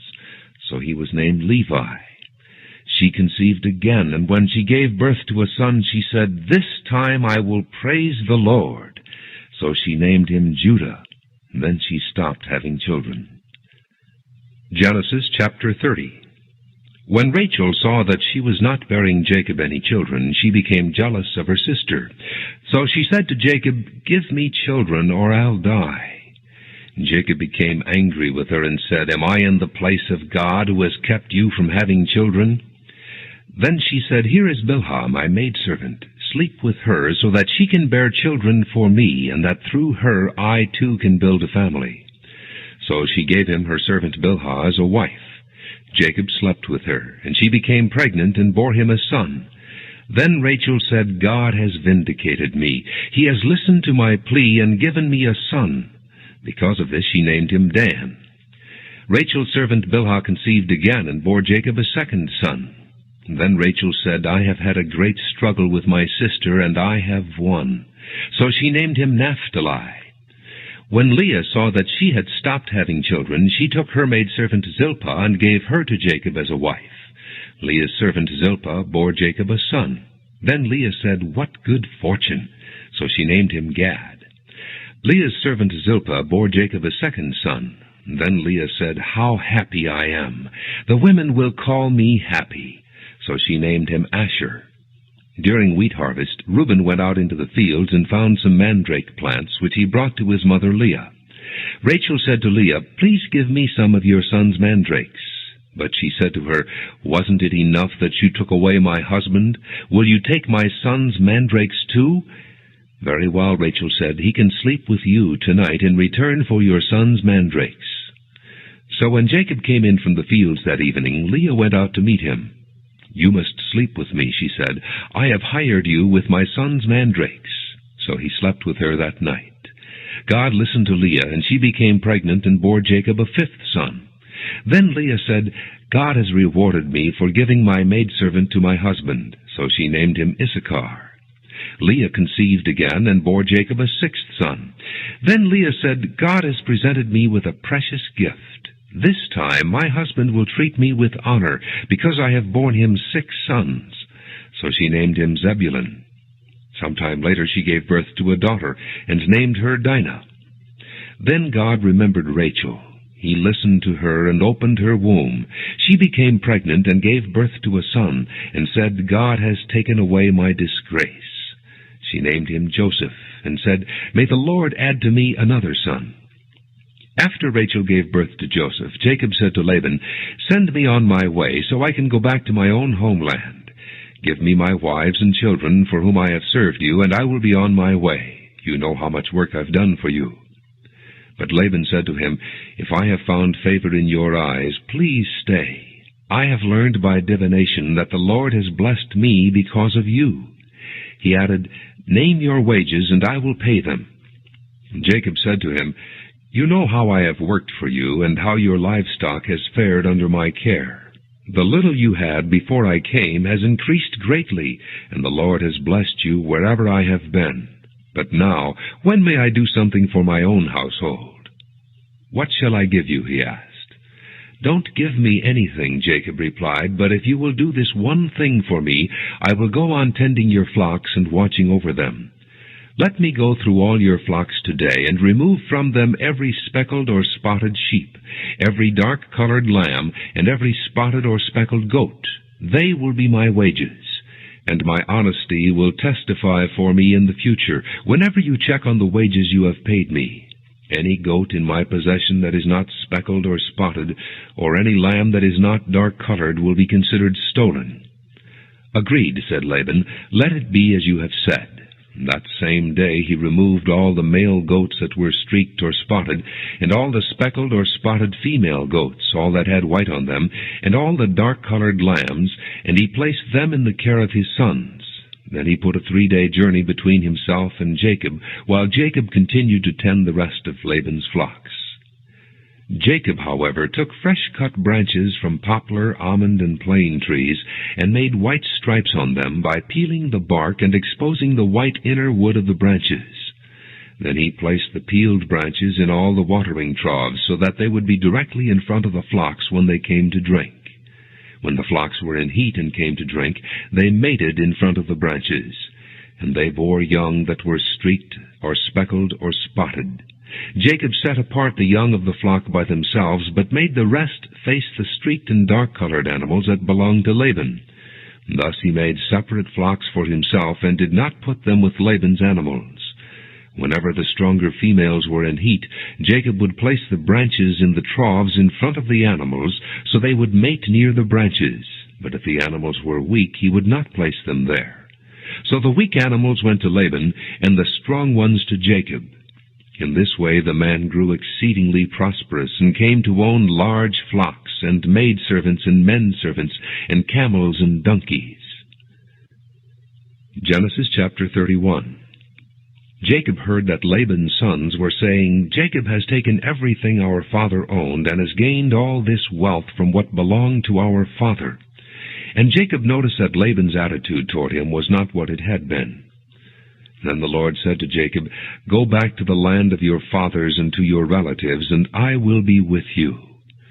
So Jacob sent word to Rachel and Leah to come out to the fields where his flocks were. He said to them, "I see that your father's attitude toward me is not what it was before, but the God of my father has been with me. You know that I've worked for your father with all my strength. Yet your father has cheated me by changing my wages 10 times. However, God has not allowed him to harm me. If he said, the speckled ones will be your wages, then all the flocks gave birth to speckled young. And if he said, the streaked ones will be your wages, then all the flocks bore streaked young. So God has taken away your father's livestock and has given them to me. In breeding season I once had a dream in which I looked up and saw that the male goats mating with the flock were streaked, speckled, or spotted. The angel of God said to me in the dream, Jacob. I answered, Here I am. And he said, Look up and see that all the male goats mating with the flock are streaked, speckled, or spotted, for I have seen all that Laban has been doing to you. I am the God of Bethel, where you anointed a pillar and where you made a vow to me. Now leave this land at once and go back to your native land. Then Rachel and Leah replied, Do we still have any share in the inheritance of our father's estate? Does he not regard us as foreigners? Not only has he sold us, but he has used up what was paid for us. Surely all the wealth that God took away from our father belongs to us and our children. So do whatever God has told you. Then Jacob put his children and his wives on camels, and he drove all his livestock ahead of him, along with all the goods he had accumulated in Padan Aram, to go to his father Isaac in the land of Canaan. When Laban had gone to shear his sheep, Rachel stole her father's household gods. Moreover, Jacob deceived Laban the Aramean by not telling him he was running away. So he fled with all he had, and crossing the river he headed for the hill country of Gilead. On the 3rd day Laban was told that Jacob had fled. Taking his relatives with him, he pursued Jacob for 7 days and caught up with him in the hill country of Gilead. Then God came to Laban the Aramean in a dream at night and said to him, Be careful not to say anything to Jacob, either good or bad. Jacob had pitched his tent in the hill country of Gilead when Laban overtook him, and Laban and his relatives camped there too. Then Laban said to Jacob, What have you done? You've deceived me, and you've carried off my daughters like captives in war. Why did you run off secretly and deceive me? Why didn't you tell me so I could send you away with joy and singing to the music of tambourines and harps? You didn't even let me kiss my grandchildren and my daughters goodbye. You have done a foolish thing. I have the power to harm you, but last night the God of your father said to me, Be careful not to say anything to Jacob, either good or bad. Now you have gone off because you long to return to your father's house. But why did you steal my gods? Jacob answered Laban, I was afraid because I thought you would take your daughters away from me by force. But if you find anyone who has your gods, he shall not live. In the presence of our relatives, see for yourself whether there is anything of yours here with me, and if so, take it. Now Jacob did not know that Rachel had stolen the gods. So Laban went into Jacob's tent, and into Leah's tent, and into the tent of the 2 maidservants, but he found nothing. After he came out of Leah's tent, he entered Rachel's tent. Now Rachel had taken the household gods and put them inside her camel's saddle, and was sitting on them. Laban searched through everything in the tent, but found nothing. Rachel said to her father, Don't be angry, my lord, that I cannot stand up in your presence. I am having my period. So he searched, but could not find the household gods. Jacob was angry and took Laban to task. What is my crime? He asked Laban. What sin have I committed that you hunt me down? Now that you have searched through all my goods, what have you found that belongs to your household? Put it here in front of your relatives and mine, and let them judge between the 2 of us. I have been with you for 20 years now. Your sheep and goats have not miscarried, nor have I eaten rams from your flocks. I did not bring you animals torn by wild beasts. I bore the loss myself. And you demanded payment from me for whatever was stolen by day or night. This was my situation. The heat consumed me in the daytime, and the cold at night, and sleep fled from my eyes. It was like this for the 20 years I was in your household. I worked for you 14 years for your 2 daughters, and 6 years for your flocks, and you changed my wages 10 times. If the God of my father, the God of Abraham and the fear of Isaac had not been with me, you would surely have sent me away empty-handed. But God has seen my hardship and the toil of my hands, and last night he rebuked you." Laban answered Jacob, "The women are my daughters, the children are my children, and the flocks are my flocks. All you see is mine. Yet what can I do today about these daughters of mine, or about the children they have borne? Come now, let's make a covenant, you and I, and let it serve as a witness between us." So Jacob took a stone and set it up as a pillar. He said to his relatives, "Gather some stones." So they took stones and piled them in a heap, and they ate there by the heap. Laban called it Jegar-Sahadutha, and Jacob called it Galeed. Laban said, "This heap is a witness between you and me today." That is why it was called Galeed. It was also called Mizpah, because he said, "May the Lord keep watch between you and me when we are away from each other. If you mistreat my daughters, or if you take any wives besides my daughters, even though no one is with us, remember that God is a witness between you and me." Laban also said to Jacob, "Here is this heap, and here is this pillar I have set up between you and me. This heap is a witness, and this pillar is a witness, that I will not go past this heap to your side to harm you, and that you will not go past this heap and pillar to my side to harm me. May the God of Abraham and the God of Nahor, the God of their father, judge between us." So Jacob took an oath in the name of the fear of his father Isaac. He offered a sacrifice there in the hill country and invited his relatives to a meal. After they had eaten, they spent the night there. Early the next morning, Laban kissed his grandchildren and his daughters and blessed them. Then he left and returned home. Genesis chapter 32. Jacob also went on his way, and the angels of God met him. When Jacob saw them, he said, "This is the camp of God." So he named that place Mahanaim. Jacob sent messengers ahead of him to his brother Esau in the land of Seir, the country of Edom. He instructed them, "This is what you are to say to my master Esau. Your servant Jacob says, I have been staying with Laban and have remained there till now. I have cattle and donkeys, sheep and goats, men servants and maid servants. Now I am sending this message to my lord, that I may find favor in your eyes." When the messengers returned to Jacob, they said, "We went to your brother Esau, and now he is coming to meet you, and 400 men are with him." In great fear and distress, Jacob divided the people who were with him into 2 groups, and the flocks and herds and camels as well. He thought, if Esau comes and attacks one group, the group that is left may escape.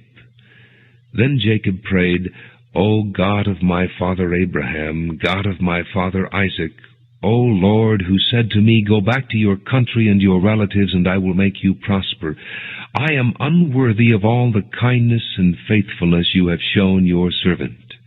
I had only my staff when I crossed this Jordan, but now I have become 2 groups. Save me, I pray, from the hand of my brother Esau, for I am afraid he will come and attack me, and also the mothers with their children.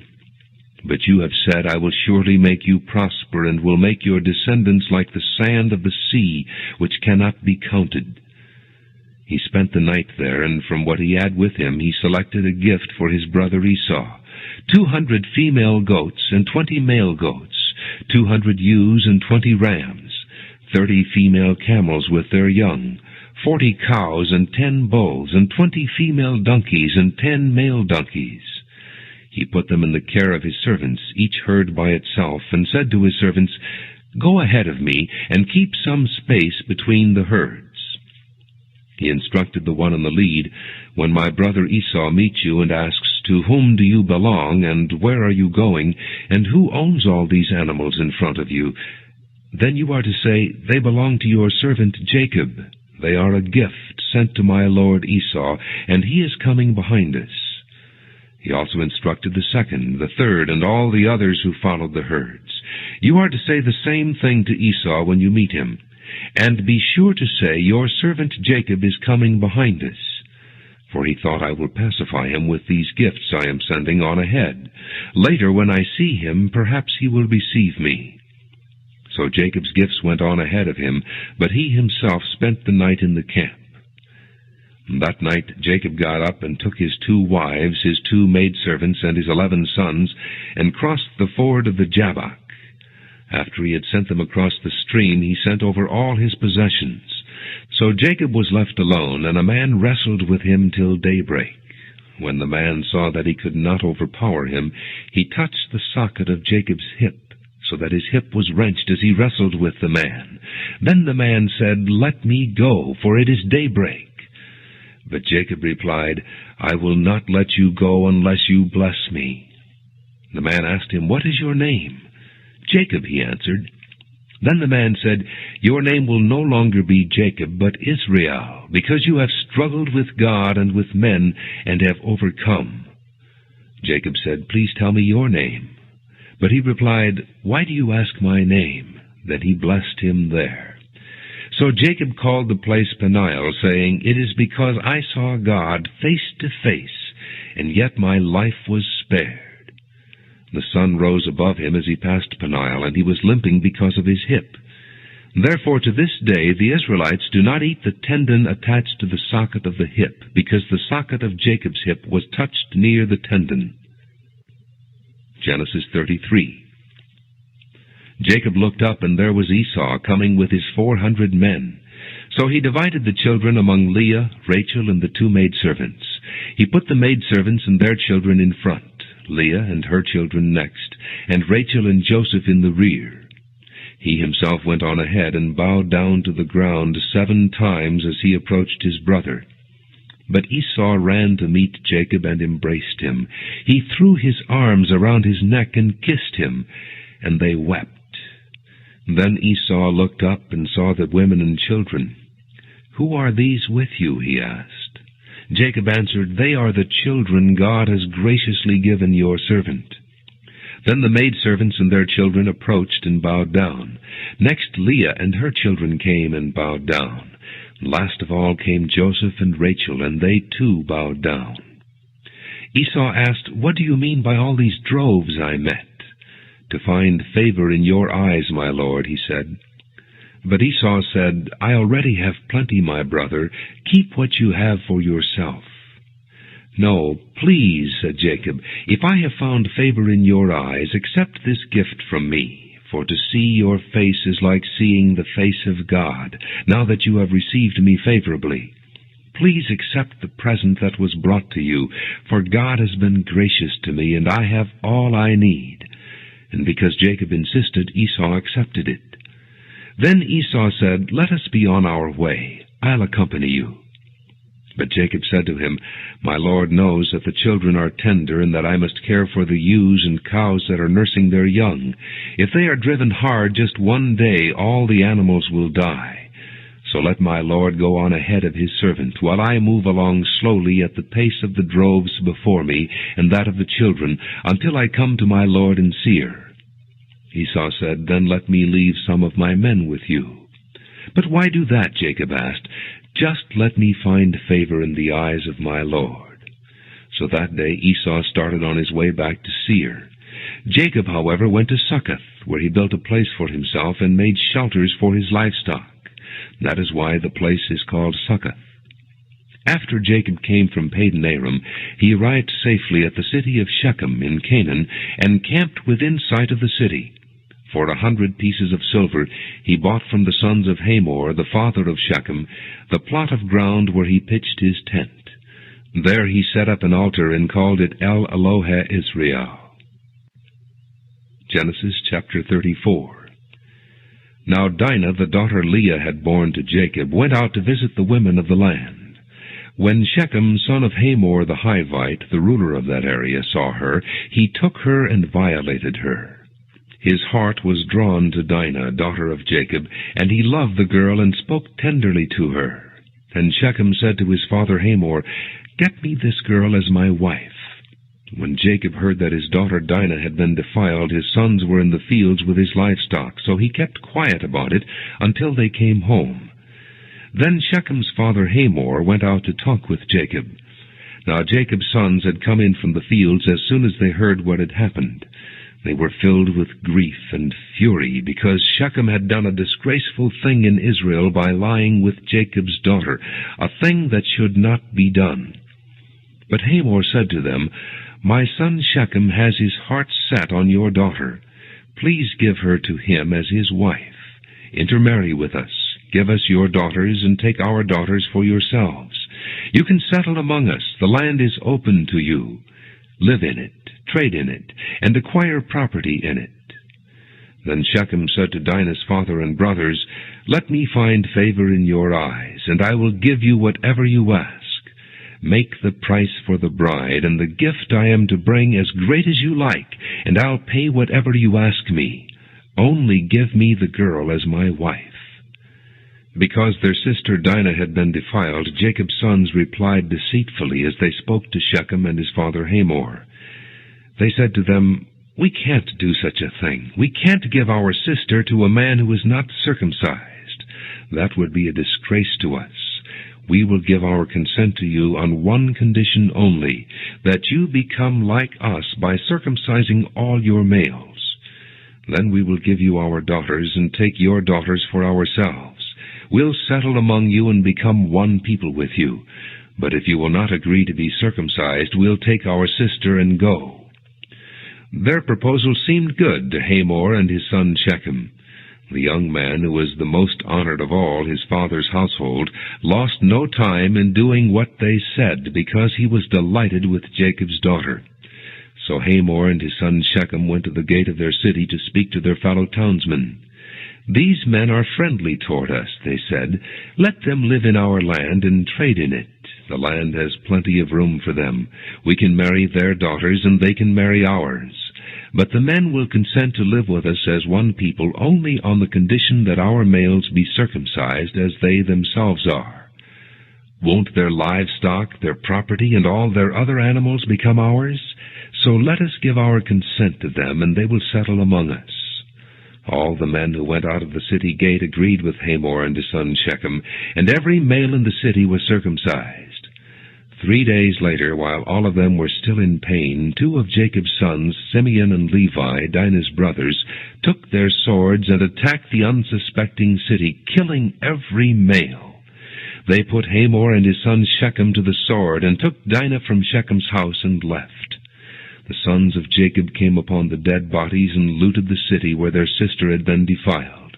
They seized their flocks and herds and donkeys and everything else of theirs in the city and out in the fields. They carried off all their wealth and all their women and children, taking as plunder everything in the houses. Then Jacob said to Simeon and Levi, "You have brought trouble on me by making me a stench to the Canaanites and Perizzites, the people living in this land. We are few in number, and if they join forces against me and attack me, I and my household will be destroyed." But they replied, "Should he have treated our sister like a prostitute?" Genesis chapter 35. Then God said to Jacob, "Go up to Bethel and settle there, and build an altar there to God, who appeared to you when you were fleeing from your brother Esau." So Jacob said to his household and to all who were with him, "Get rid of the foreign gods you have with you, and purify yourselves and change your clothes. Then come, let us go up to Bethel, where I will build an altar to God, who answered me in the day of my distress, and who has been with me wherever I have gone." So they gave Jacob all the foreign gods they had, and the rings in their ears, and Jacob buried them under the oak at Shechem. And then they set out, and the terror of God fell upon the towns all around them, so that no one pursued them. Jacob and all the people with him came to Luz, that is Bethel, in the land of Canaan. There he built an altar, and he called the place El-Bethel, because it was there that God revealed himself to him when he was fleeing from his brother. Now Deborah, Rebekah's nurse, died and was buried under the oak below Bethel. So it was named Allon-Bachuth. After Jacob returned from Padan-Aram, God appeared to him again and blessed him. God said to him, "Your name is Jacob, but you will no longer be called Jacob. Your name will be Israel." So he named him Israel. And God said to him, "I am God Almighty. Be fruitful and increase in number. A nation and a community of nations will come from you, and kings will come from your body. The land I gave to Abraham and Isaac I also give to you, and I will give this land to your descendants after you." Then God went up from him at the place where he had talked with him. Jacob set up a stone pillar at the place where God had talked with him, and he poured out a drink offering on it. He also poured oil on it. Jacob called the place where God had talked with him Bethel. Then they moved on from Bethel. While they were still some distance from Ephrath, Rachel began to give birth and had great difficulty. And as she was having great difficulty in childbirth, the midwife said to her, "Don't be afraid, for you have another son." As she breathed her last, for she was dying, she named her son Benoni, but his father named him Benjamin. So Rachel died and was buried on the way to Ephrath, that is, Bethlehem. Over her tomb Jacob set up a pillar, and to this day that pillar marks Rachel's tomb. Israel moved on again and pitched his tent beyond Migdal-Eder. While Israel was living in that region, Reuben went in and slept with his father's concubine Bilhah, and Israel heard of it. Jacob had 12 sons. The sons of Leah, Reuben the firstborn of Jacob, Simeon, Levi, Judah, Issachar, and Zebulun. The sons of Rachel, Joseph and Benjamin. The sons of Rachel's maidservant Bilhah, Dan and Naphtali. The sons of Leah's maidservant Zilpah, Gad and Asher. These were the sons of Jacob who were born to him in Padanaram. Jacob came home to his father Isaac in Mamre near Kiriath Arba, that is Hebron, where Abraham and Isaac had stayed. Isaac lived 180 years. Then he breathed his last and died, and was gathered to his people, old and full of years. And his sons Esau and Jacob buried him. Genesis chapter 36. This is the account of Esau, that is Edom. Esau took his wives from the women of Canaan, Adah, daughter of Elon the Hittite, and Aholibamah, daughter of Anah, and granddaughter of Zibeon the Hivite, also Basemath, daughter of Ishmael, and sister of Nebaioth. Adah bore Eliphaz to Esau, Basemath bore Ruel, and Aholibamah bore Jeush, Jalem, and Korah. These were the sons of Esau who were born to him in Canaan. Esau took his wives and sons and daughters and all the members of his household, as well as his livestock and all his other animals, and all the goods he had acquired in Canaan, and moved to a land some distance from his brother Jacob. Their possessions were too great for them to remain together. The land where they were staying could not support them both because of their livestock. So Esau, that is Edom, settled in the hill country of Seir. This is the account of Esau, the father of the Edomites in the hill country of Seir. These are the names of Esau's sons: Eliphaz, the son of Esau's wife Adah, and Ruel, the son of Esau's wife Basemath. The sons of Eliphaz: Teman, Omar, Zepho, Gatam, and Kenaz. Esau's son Eliphaz also had a concubine named Timnah, who bore him Amalek. These were grandsons of Esau's wife Adah. The sons of Ruel: Nahath, Zerah, Shammah, and Mizah. These were grandsons of Esau's wife Basemath. The sons of Esau's wife Aholibamah, daughter of Anah, and granddaughter of Zibeon, whom she bore to Esau: Jeush, Jalem, and Korah. These were the chiefs among Esau's descendants, the sons of Eliphaz, the firstborn of Esau: chiefs Teman, Omar, Zepho, Kenaz, Korah, Gatam, and Amalek. These were the chiefs descended from Eliphaz in Edom. They were grandsons of Adah. The sons of Esau's son Ruel: chiefs Nahath, Zerah, Shammah, and Mizah. These were the chiefs descended from Ruel in Edom. They were grandsons of Esau's wife Basemath. The sons of Esau's wife Aholibamah: chiefs Jeush, Jalem, and Korah. These were the chiefs descended from Esau's wife Aholibamah, daughter of Anah. These were the sons of Esau, that is Edom, and these were their chiefs. These were the sons of Seir the Horite, who were living in the region: Lotan, Shobal, Zibeon, Anah, Dishon, Ezer, and Dishan. These sons of Seir in Edom were Horite chiefs. The sons of Lotan: Hori and Homam. Timnah was Lotan's sister. The sons of Shobal, Alvan, Manahath, Ebal, Shepho, and Onam. The sons of Zibeon, Ea and Anah. This is the Anah who discovered the hot springs in the desert while he was grazing the donkeys of his father Zibeon. The children of Anah, Dishon and Aholibamah, daughter of Anah. The sons of Dishon, Hemdan, Eshban, Ithran, and Kiran. The sons of Ezer, Bilhan, Zeavan, and Achan. The sons of Dishan, Uz and Aaron. These were the Horite chiefs, Lotan, Shobal, Zibeon, Anah, Dishon, Ezer, and Dishan. These were the Horite chiefs according to their divisions in the land of Seir. These were the kings who reigned in Edom before any Israelite king reigned. Bela, son of Beor, became king of Edom. His city was named Dinhabah. When Bela died, Jobab, son of Zerah from Bozrah, succeeded him as king. When Jobab died, Husham from the land of the Temanites succeeded him as king. When Husham died, Hadad, son of Bedad, who defeated Midian in the country of Moab, succeeded him as king. His city was named Avith. When Hadad died, Samlah from Masrekah succeeded him as king. When Samlah died, Shael from Rehoboth on the river succeeded him as king. When Shael died, Baal-Hanan, son of Akbor, succeeded him as king. When Baal-Hanan, son of Akbor, died, Hadad succeeded him as king. His city was named Pau, and his wife's name was Mehetabel, daughter of Matred, the daughter of Mezahab. These were the chiefs descended from Esau by name, according to their clans and regions: Timnah, Alva, Jetheth, Aholibamah, Elah, Pinon, Kenan, Teman, Mibzar, Magdiel, and Iram. These were the chiefs of Edom, according to their settlements in the land they occupied. This was Esau, the father of the Edomites. Genesis chapter 37. Jacob lived in the land where his father had stayed, the land of Canaan. This is the account of Jacob. Joseph, a young man of 17, was tending the flocks with his brothers, the sons of Bilhah and the sons of Zilpah, his father's wives, and he brought their father a bad report about them.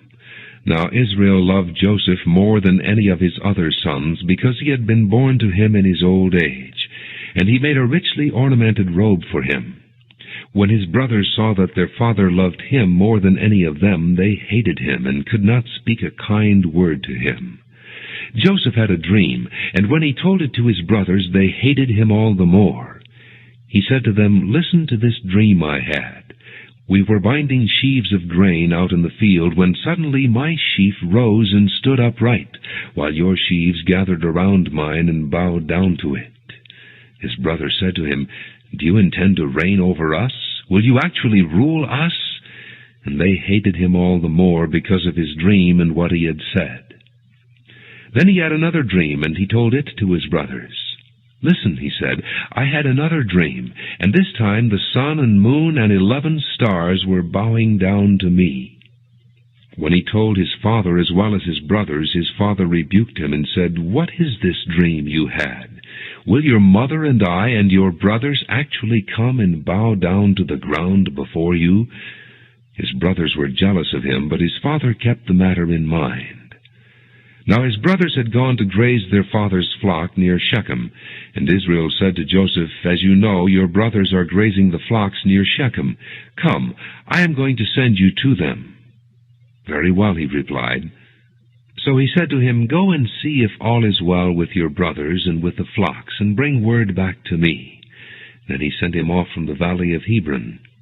When Joseph arrived at Shechem, a man found him wandering around in the fields and asked him, "What are you looking for?" He replied, "I am looking for my brothers. Can you tell me where they are grazing their flocks?" "They have moved on from here," the man answered. "I heard them say, 'Let's go to Dothan.'" So Joseph went after his brothers and found them near Dothan. But they saw him in the distance, and before he reached them, they plotted to kill him. "Here comes that dreamer," they said to each other. "Come now, let's kill him and throw him into one of these cisterns and say that a ferocious animal devoured him. Then we'll see what comes of his dreams." When Reuben heard this, he tried to rescue him from their hands. "Let's not take his life," he said. "Don't shed any blood. Throw him into this cistern here in the desert, but don't lay a hand on him." Reuben said this to rescue him from them and take him back to his father. So when Joseph came to his brothers, they stripped him of his robe, the richly ornamented robe he was wearing, and they took him and threw him into the cistern. Now the cistern was empty, there was no water in it. As they sat down to eat their meal, they looked up and saw a caravan of Ishmaelites coming from Gilead. Their camels were loaded with spices, balm, and myrrh, and they were on their way to take them down to Egypt. Judah said to his brothers, "What will we gain if we kill our brother and cover up his blood? Come, let's sell him to the Ishmaelites and not lay our hands on him. After all, he is our brother, our own flesh and blood." His brothers agreed. So when the Midianite merchants came by, his brothers pulled Joseph up out of the cistern and sold him for 20 shekels of silver to the Ishmaelites, who took him to Egypt. When Reuben returned to the cistern and saw that Joseph was not there, he tore his clothes. He went back to his brothers and said, "The boy isn't there. Where can I turn now?" Then they got Joseph's robe, slaughtered a goat, and dipped the robe in the blood. They took the ornamented robe back to their father and said, "We found this. Examine it to see whether it's your son's robe." He recognized it and said, "It is my son's robe. Some ferocious animal has devoured him.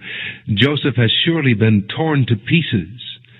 Then Jacob tore his clothes, put on sackcloth, and mourned for his son many days.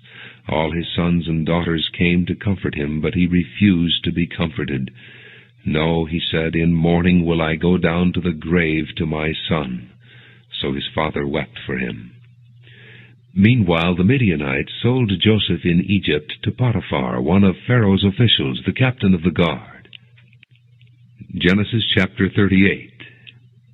At that time Judah left his brothers and went down to stay with a man of Adullam named Hira. There Judah met the daughter of a Canaanite man named Shua. He married her and lay with her. She became pregnant and gave birth to a son who was named She conceived again and gave birth to a son and named him Onan. She gave birth to still another son and named him Shelah. It was at Chezib that she gave birth to him. Judah got a wife for his firstborn, and her name was Tamar. But Judah's firstborn, was wicked in the Lord's sight, so the Lord put him to death.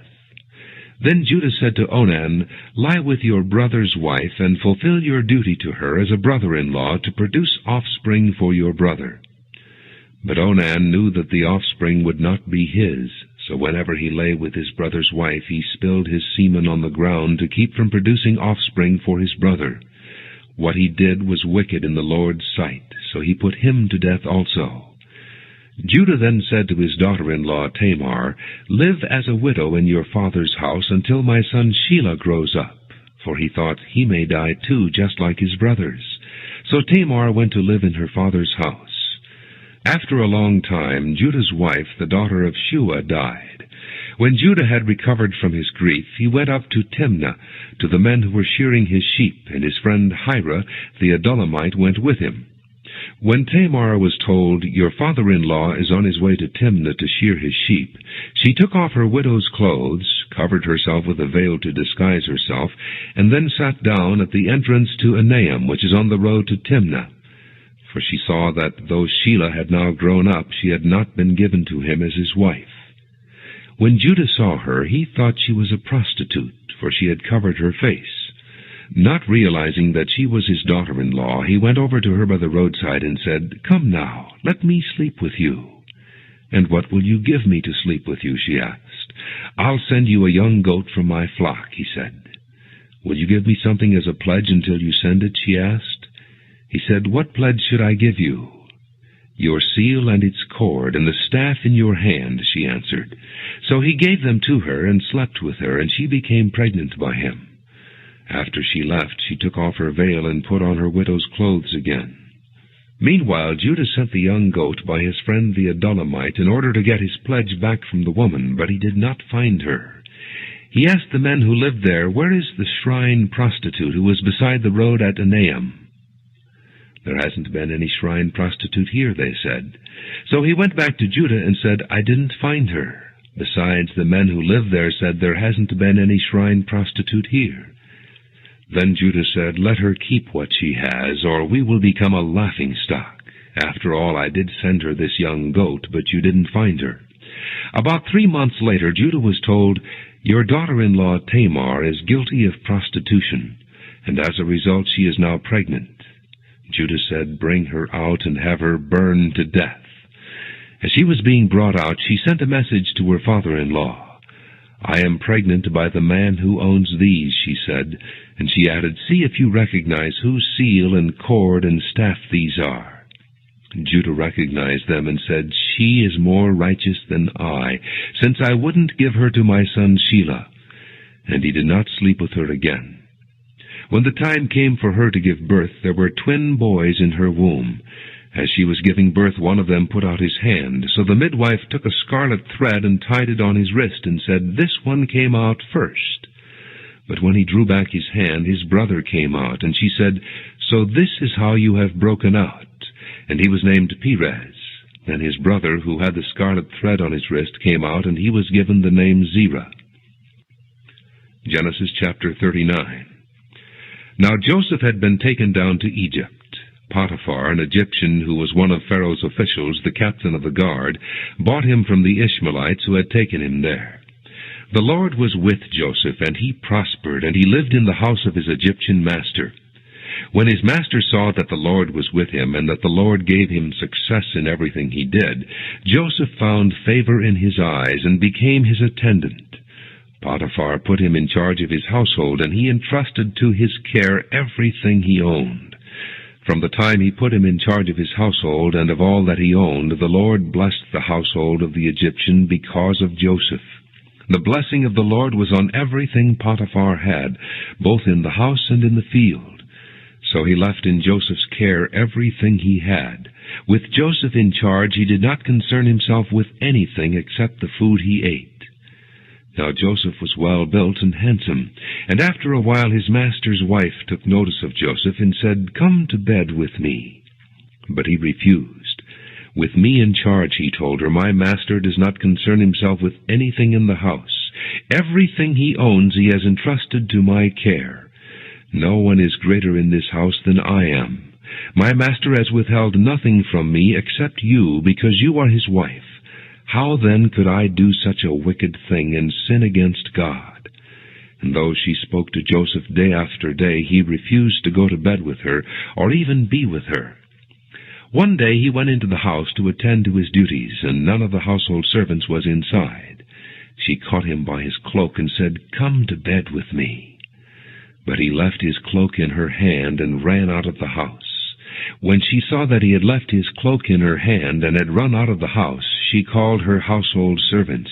"Look," she said to them, "this Hebrew has been brought to us to make sport of us.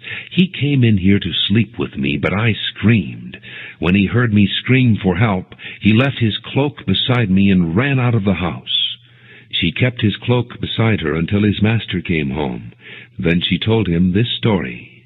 "That Hebrew slave you brought us came to me to make sport of me. But as soon as I screamed for help, he left his cloak beside me and ran out of the house." When his master heard the story his wife told him, saying, "This is how your slave treated me," he burned with anger. Joseph's master took him and put him in prison, the place where the king's prisoners were confined. But while Joseph was there in the prison, the Lord was with him. He showed him kindness and granted him favor in the eyes of the prison warden. So the warden put Joseph in charge of all those held in the prison, and he was made responsible for all that was done there. The warden paid no attention to anything under Joseph's care, because the Lord was with Joseph and gave him success in whatever he did. Genesis chapter 40.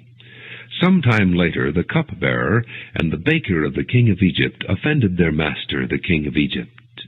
Pharaoh was angry with his two officials, the chief cupbearer and the chief baker, and put them in custody in the house of the captain of the guard, in the same prison where Joseph was confined.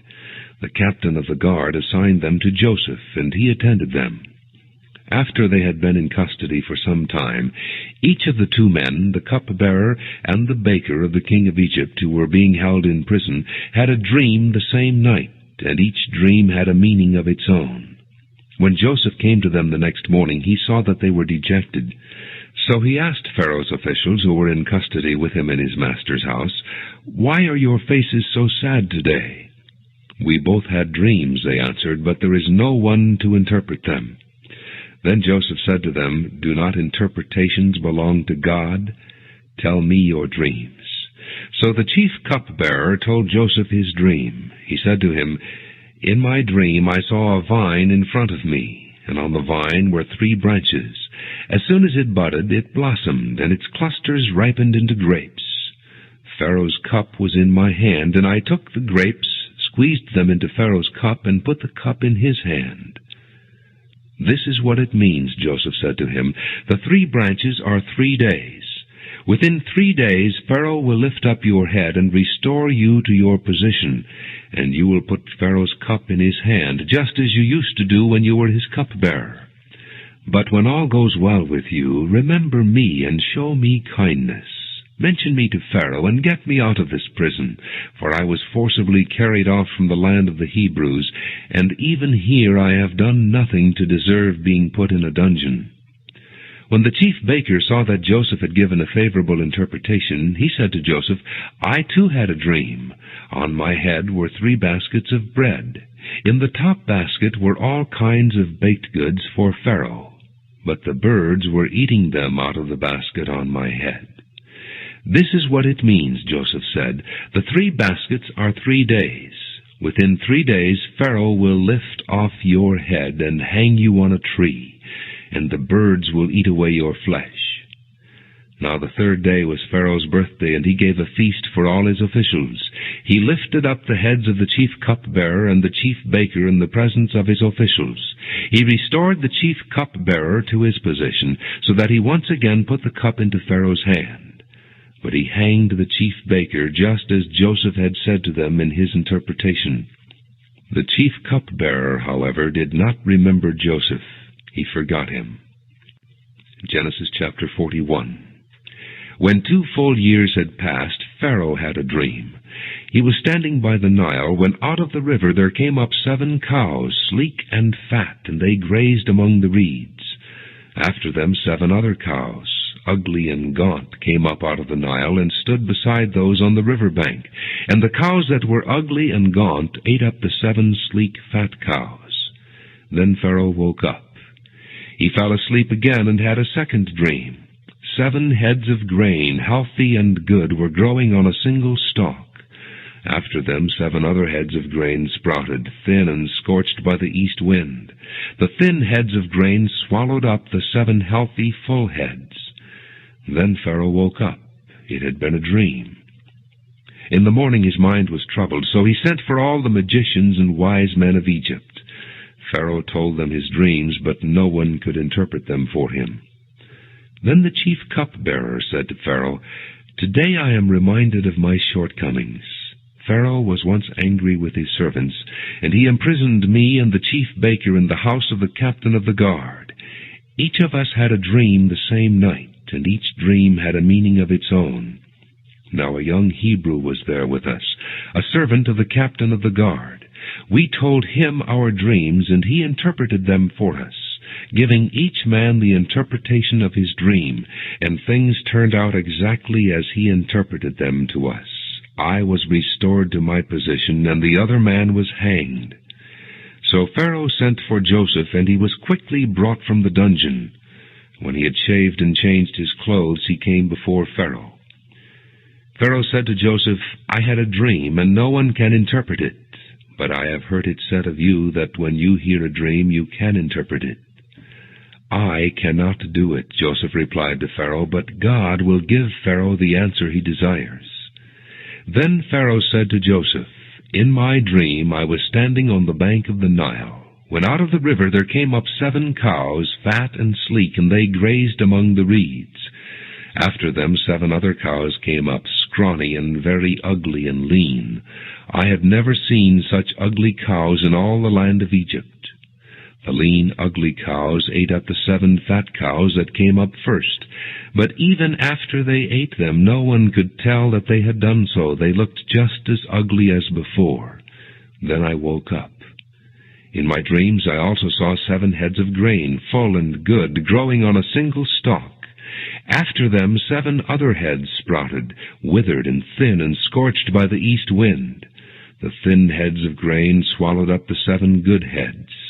I told this to the magicians, but none could explain it to me. Then Joseph said to Pharaoh, "The dreams of Pharaoh are one and the same. God has revealed to Pharaoh what he is about to do. The 7 good cows are 7 years, and the 7 good heads of grain are 7 years. It is one and the same dream. The 7 lean, ugly cows that came up afterward are 7 years. And so are the 7 worthless heads of grain scorched by the east wind. They are 7 years of famine.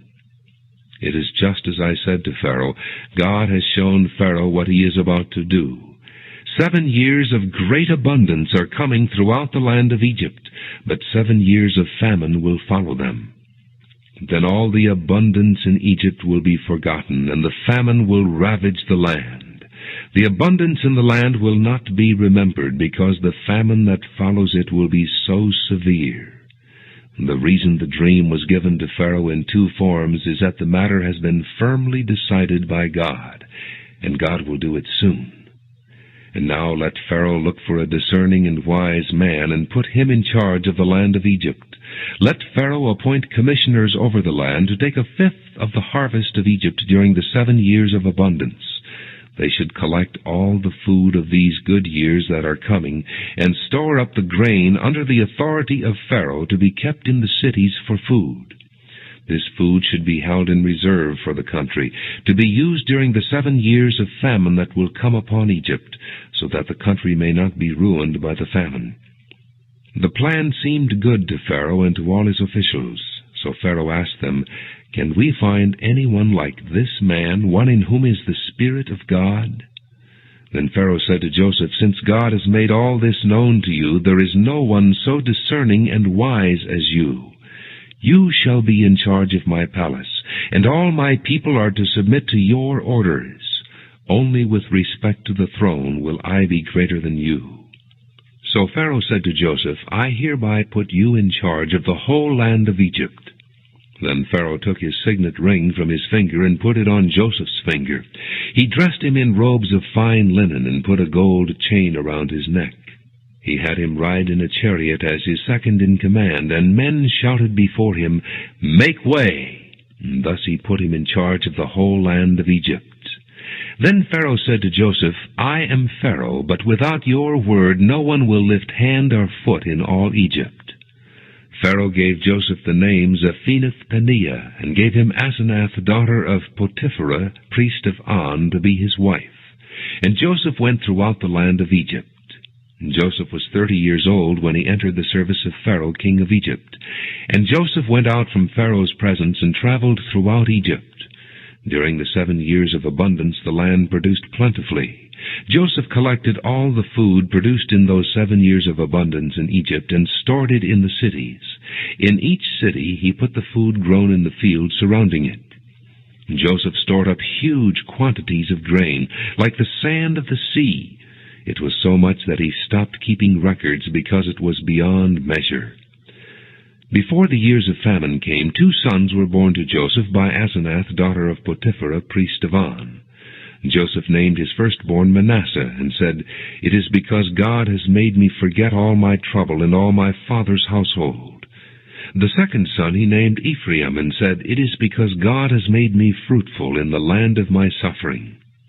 The 7 years of abundance in Egypt came to an end, and the 7 years of famine began, just as Joseph had said. There was famine in all the other lands, but in the whole land of Egypt there was food. When all Egypt began to feel the famine, the people cried to Pharaoh for food. Then Pharaoh told all the Egyptians, "Go to Joseph and do what he tells you." When the famine had spread over the whole country, Joseph opened the storehouses and sold grain to the Egyptians, for the famine was severe throughout Egypt. And all the countries came to Egypt to buy grain from Joseph, because the famine was severe in all the world. Genesis chapter 42.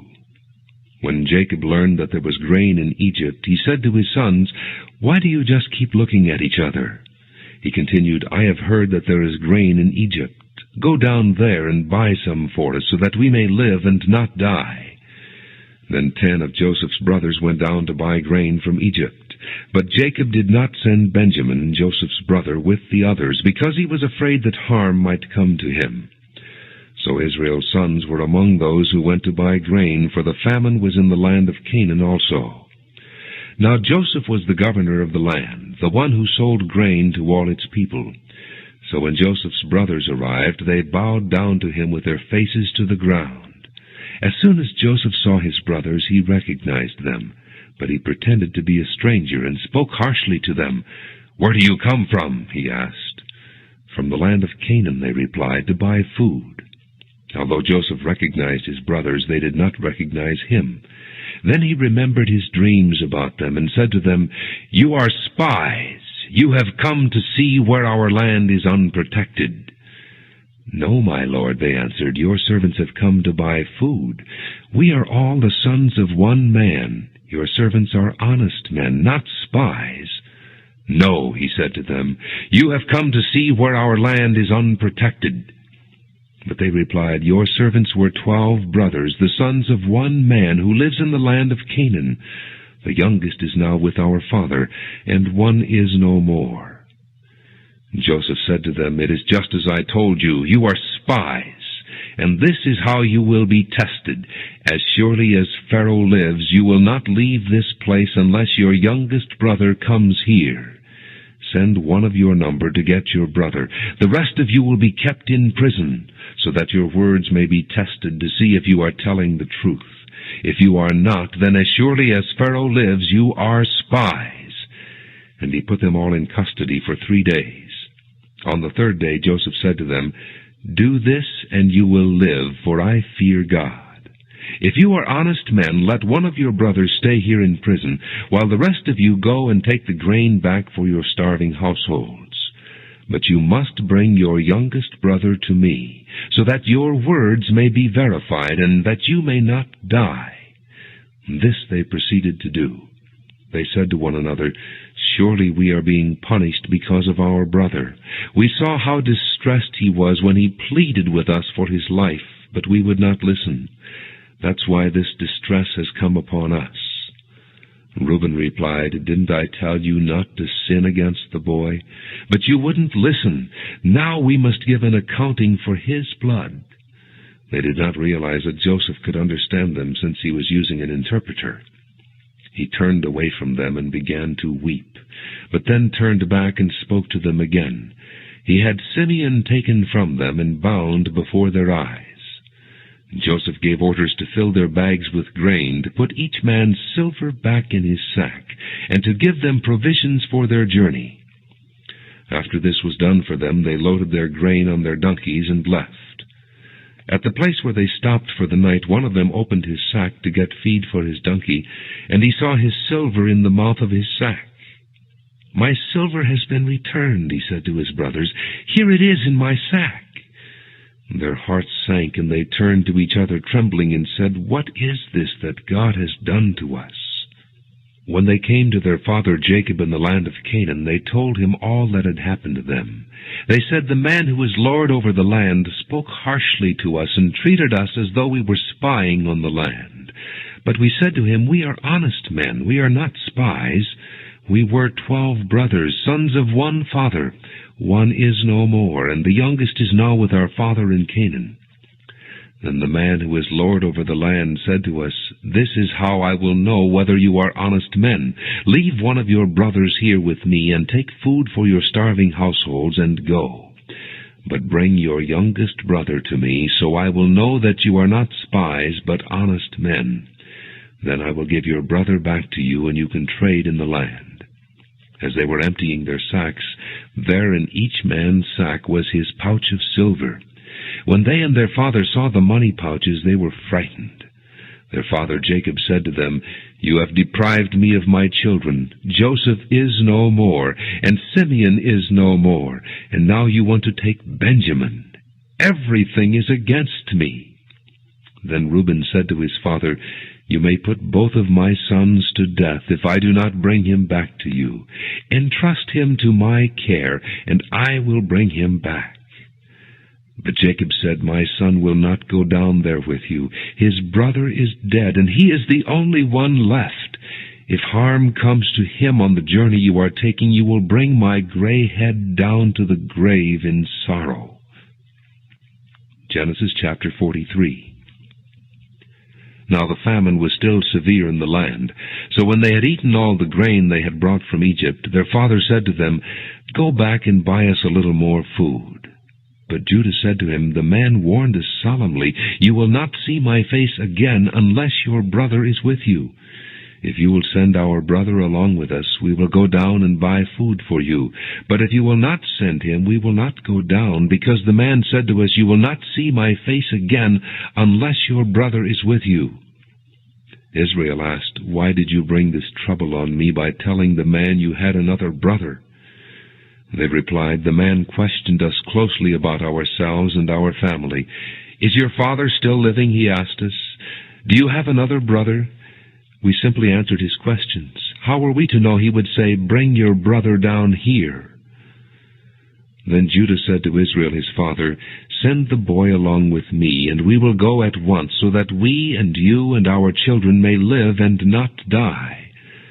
I myself will guarantee his safety. You can hold me personally responsible for him.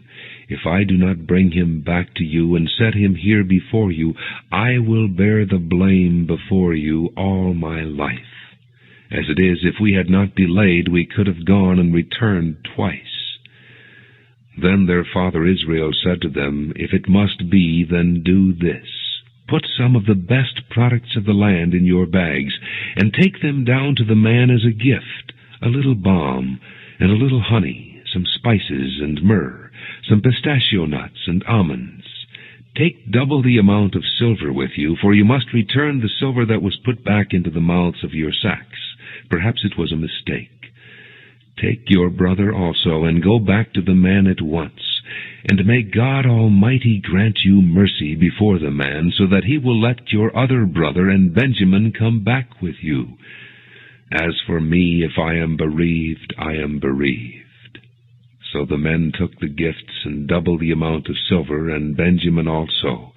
They hurried down to Egypt and presented themselves to Joseph. When Joseph saw Benjamin with them, he said to the steward of his house, "Take these men to my house, slaughter an animal, and prepare dinner. They are to eat with me at noon." The man did as Joseph told him, and took the men to Joseph's house. Now the men were frightened when they were taken to his house. They thought, "We were brought here because of the silver that was put back into our sacks the first time. He wants to attack us and overpower us and seize us as slaves and take our donkeys." So they went up to Joseph's steward and spoke to him at the entrance to the house. "Please, sir," they said, "we came down here the first time to buy food. But at the place where we stopped for the night, we opened our sacks, and each of us found his silver, the exact weight, in the mouth of his sack. So we have brought it back with us. We have also brought additional silver with us to buy food. We don't know who put our silver in our sacks." "It's all right," he said. "Don't be afraid. Your God, the God of your father, has given you treasure in your sacks. I received your silver." Then he brought Simeon out to them. The steward took the men into Joseph's house, gave them water to wash their feet, and provided fodder for their donkeys. They prepared their gifts for Joseph's arrival at noon, because they had heard that they were to eat there. When Joseph came home, they presented to him the gifts they had brought into the house, and they bowed down before him to the ground. He asked them how they were, and then he said, "How is your aged father you told me about? Is he still living?" They replied, "Your servant, our father, is still alive and well." And they bowed low to pay him honor. As he looked about and saw his brother Benjamin, his own mother's son, he asked, "Is this your youngest brother, the one you told me about?" And he said, God be gracious to you, my son. Deeply moved at the sight of his brother, Joseph hurried out and looked for a place to weep. He went into his private room and wept there. After he had washed his face, he came out and, controlling himself, said, Serve the food. They served him by himself, the brothers by themselves, and the Egyptians who ate with him by themselves, because Egyptians could not eat with Hebrews, for that is detestable to Egyptians. The men had been seated before him in the order of their ages, from the firstborn to the youngest, and they looked at each other in astonishment. When portions were served to them from Joseph's table, Benjamin's portion was 5 times as much as anyone else's. So they feasted and drank freely with him. Genesis chapter 44. Now Joseph gave these instructions to the steward of his house. Fill the men's sacks with as much food as they can carry, and put each man's silver in the mouth of his sack. Then put my cup, the silver one, in the mouth of the youngest one's sack, along with the silver for his grain. And he did as Joseph said. As morning dawned, the men were sent on their way with their donkeys. They had not gone far from the city when Joseph said to his steward, Go after those men at once, and when you catch up with them, say to them, Why have you repaid good with evil? Isn't this the cup my master drinks from and also uses for divination? This is a wicked thing you have done. When he caught up with them, he repeated these words to them. But they said to him, Why does my lord say such things? Far be it from your servants to do anything like that. We even brought back to you from the land of Canaan the silver we found inside the mouths of our sacks. So why would we steal silver or gold from your master's house? If any of your servants is found to have it, he will die, and the rest of us will become my lord's slaves. Very well, then, he said, let it be as you say. Whoever is found to have it will become my slave. The rest of you will be free from blame. Each of them quickly lowered his sack to the ground and opened it. Then the steward proceeded to search, beginning with the oldest and ending with the youngest, and the cup was found in Benjamin's sack. At this they tore their clothes. Then they all loaded their donkeys and returned to the city. Joseph was still in the house when Judah and his brothers came in, and they threw themselves to the ground before him. Joseph said to them, What is this you have done? Don't you know that a man like me can find things out by divination? What can we say to my lord? Judah replied. What can we say? How can we prove our innocence? God has uncovered your servant's guilt. We are now my lord's slaves, we ourselves and the one who was found to have the cup. But Joseph said, Far be it from me to do such a thing. Only the man who was found to have the cup will become my slave. The rest of you go back to your father in peace. Then Judah went up to him and said, Please, my lord, let your servant speak a word to my lord. Do not be angry with your servant, though you are equal to Pharaoh himself. My lord asked his servants, Do you have a father or a brother? And we answered, We have an aged father, and there is a young son born to him in his old age. His brother is dead, and he is the only one of his mother's sons left, and his father loves him. Then you said to your servants, Bring him down to me, so I can see him for myself. And we said to my lord, The boy cannot leave his father. If he leaves him, his father will die. But you told your servants, Unless your youngest brother comes down with you, you will not see my face again. When we went back to your servant my father, we told him what my lord had said. Then our father said, Go back and buy a little more food. But we said, We cannot go down. Only if our youngest brother is with us will we go. We cannot see the man's face unless our youngest brother is with us. Your servant my father said to us, You know that my wife bore me 2 sons. One of them went away from me, and I said, He has surely been torn to pieces, and I have not seen him since. If you take this one from me too, and harm comes to him, you will bring my gray head down to the grave in misery. So now if the boy is not with us when I go back to your servant my father, and if my father, whose life is closely bound up with the boy's life, sees that the boy isn't there, he will die. Your servants will bring the gray head of our father down to the grave in sorrow. Your servant guaranteed the boy's safety to my father. I said, if I do not bring him back to you, I will bear the blame before you, my father, all my life. Now then, please, let your servant remain here as my lord's slave in place of the boy, and let the boy return with his brothers. How can I go back to my father if the boy is not with me? No, do not let me see the misery that would come upon my father. Genesis chapter 45. Then Joseph could no longer control himself before all his attendants, and he cried out, "Have everyone leave my presence." So there was no one with Joseph when he made himself known to his brothers. And he wept so loudly that the Egyptians heard him, and Pharaoh's household heard about it.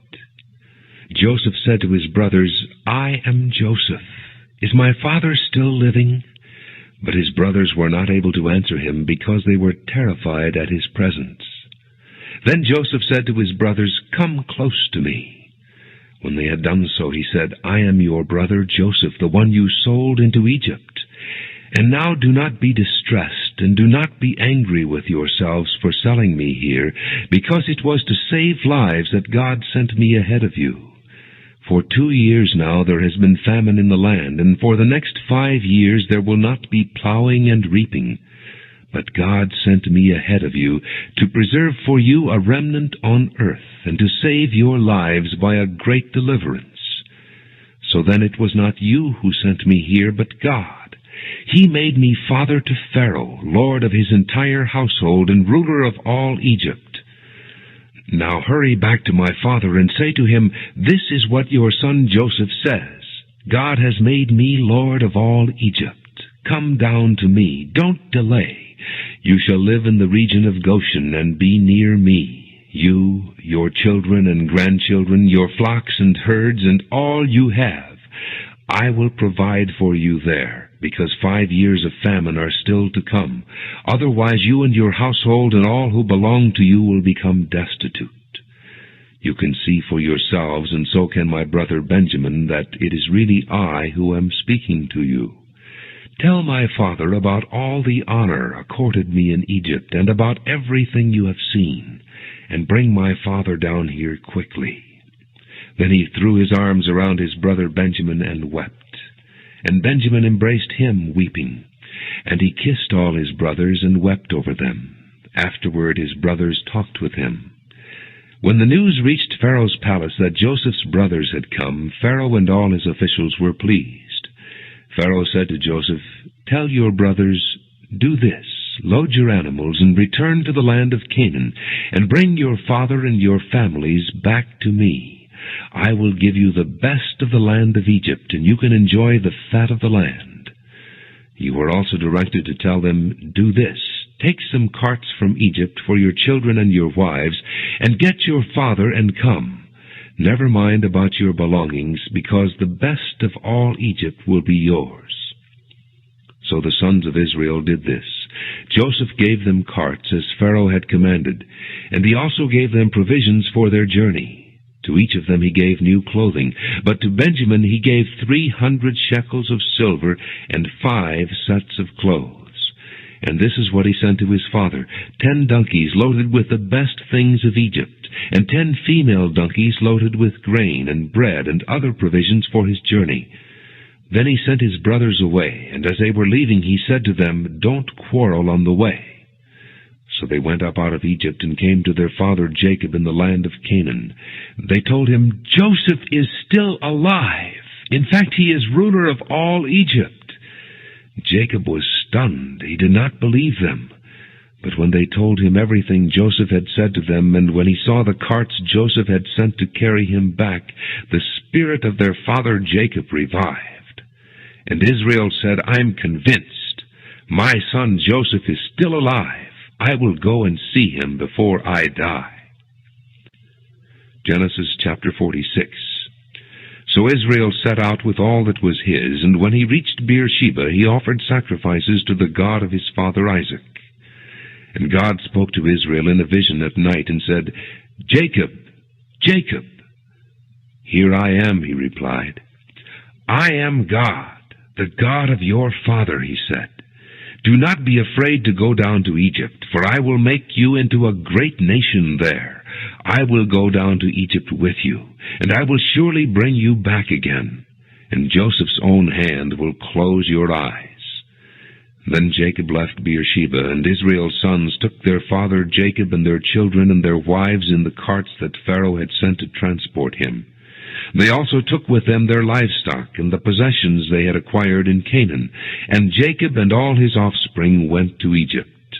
He took with him to Egypt his sons and grandsons, and his daughters and granddaughters, all his offspring. These are the names of the sons of Israel, Jacob and his descendants, who went to Egypt. Reuben, the firstborn of Jacob. The sons of Reuben, Hanok, Palu, Hezron, and Carmi. The sons of Simeon, Jemuel, Jamin, Ohad, Jachin, Zohar, and Shael, the son of a Canaanite woman. The sons of Levi, Gershon, Kohath, and Merari. The sons of Judah, Onan, Shelah, Perez, and Zerah, but and Onan had died in the land of Canaan. The sons of Perez, Hezron, and Hamel. The sons of Issachar, Tola, Puah, Jashub, and Shimron. The sons of Zebulun, Sered, Elon, and Jaleel. These were the sons Leah bore to Jacob in Padan-aram, besides his daughter Dinah. These sons and daughters of his were 33 in all. The sons of Gad, Zephon, Haggai, Shunai, Esbon, Eri, Arodi, and Areli. The sons of Asher, Imnah, Ishva, Ishvi, and Beriah. Their sister was Serah. The sons of Beriah, Heber, and Malchiel. These were the children born to Jacob by Zilpah, whom Laban had given to his daughter Leah, 16 in all. The sons of Jacob's wife Rachel, Joseph and Benjamin. In Egypt, Manasseh and Ephraim were born to Joseph by Asenath, daughter of Potipherah, priest of On. The sons of Benjamin, Bela, Becher, Ashbel, Jerah, Naaman, Ehi, Rosh, Muppim, Huppim, and Ard. These were the sons of Rachel who were born to Jacob, 14 in all. The son of Dan, Husham. The sons of Naphtali, Jaziel, Guni, Jezer, and Shillem. These were the sons born to Jacob by Bilhah, whom Laban had given to his daughter Rachel, 7 in all. All those who went to Egypt with Jacob, those who were his direct descendants, not counting his sons' wives, numbered 66 persons. With the 2 sons who had been born to Joseph in Egypt, the members of Jacob's family which went to Egypt were 70 in all. Now Jacob sent Judah ahead of him to Joseph to get directions to Goshen. When they arrived in the region of Goshen, Joseph had his chariot made ready and went to Goshen to meet his father Israel. As soon as Joseph appeared before him, he threw his arms around his father and wept for a long time. Israel said to Joseph, "Now I am ready to die, since I have seen for myself that you are still alive." Then Joseph said to his brothers and to his father's household, "I will go up and speak to Pharaoh, and will say to him, 'My brothers and my father's household, who were living in the land of Canaan, have come to me. The men are shepherds, they tend livestock, and they have brought along their flocks and herds and everything they own. When Pharaoh calls you in and asks, 'What is your occupation?' you should answer, 'Your servants have tended livestock from our boyhood on, just as our fathers did.' Then you will be allowed to settle in the region of Goshen, for all shepherds are detestable to the Egyptians." Genesis chapter 47. Joseph went and told Pharaoh, "My father and brothers, with their flocks and herds and everything they own, have come from the land of Canaan, and are now in Goshen." He chose 5 of his brothers and presented them before Pharaoh.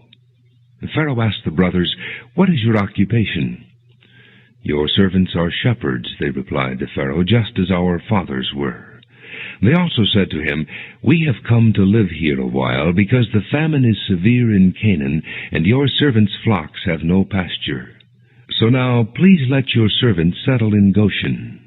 Pharaoh said to Joseph, "Your father and your brothers have come to you, and the land of Egypt is before you. Settle your father and your brothers in the best part of the land. Let them live in Goshen, and if you know of any among them with special ability, put them in charge of my own livestock." Then Joseph brought his father Jacob in and presented him before Pharaoh. After Jacob blessed Pharaoh, Pharaoh asked him, "How old are you?" And Jacob said to Pharaoh, "The years of my pilgrimage are 130. My years have been few and difficult, and they do not equal the years of the pilgrimage of my fathers." Then Jacob blessed Pharaoh and went out from his presence. So Joseph settled his father and his brothers in Egypt, and gave them property in the best part of the land, the district of Ramesses, as Pharaoh directed. And Joseph also provided his father and his brothers and all his father's household with food, according to the number of their children. There was no food, however, in the whole region, because the famine was severe. Both Egypt and Canaan wasted away because of the famine. Joseph collected all the money that was to be found in Egypt and Canaan in payment for the grain they were buying, and he brought it to Pharaoh's palace. When the money of the people of Egypt and Canaan was gone, all Egypt came to Joseph and said, "Give us food. Why should we die before your eyes? Our money is used up." "Then bring your livestock," said Joseph. "I will sell you food in exchange for your livestock, since your money is gone." So they brought their livestock to Joseph, and he gave them food in exchange for their horses, their sheep and goats, their cattle and donkeys, and he brought them through that year with food in exchange for all their livestock. When that year was over, they came to him the following year and said, "We cannot hide from our Lord the fact that since our money is gone and our livestock belongs to you, there is nothing left for our Lord except our bodies and our land. Why should we perish before your eyes, we and our land as well? Buy us and our land in exchange for food, and we with our land will be in bondage to Pharaoh. Give us seed so that we may live and not die, and that the land may not become desolate." So Joseph bought all the land in Egypt for Pharaoh. The Egyptians, one and all, sold their fields because the famine was too severe for them. The land became Pharaoh's, and Joseph reduced the people to servitude from one end of Egypt to the other. However, he did not buy the land of the priests, because they received a regular allotment from Pharaoh, and had food enough from the allotment Pharaoh gave them. That is why they did not sell their land. Joseph said to the people, "Now that I have bought you and your land today for Pharaoh, here is seed for you so you can plant the ground. But when the crop comes in, give 1/5 of it to Pharaoh. The other 4/5 you may keep as seed for the fields and as food for yourselves and your households and your children." "You have saved our lives," they said. "May we find favor in the eyes of our Lord. We will be in bondage to Pharaoh."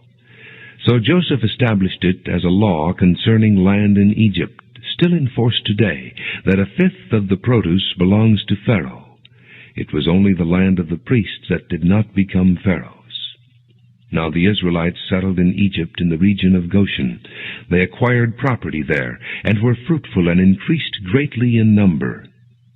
Jacob lived in Egypt 17 years, and the years of his life were 147.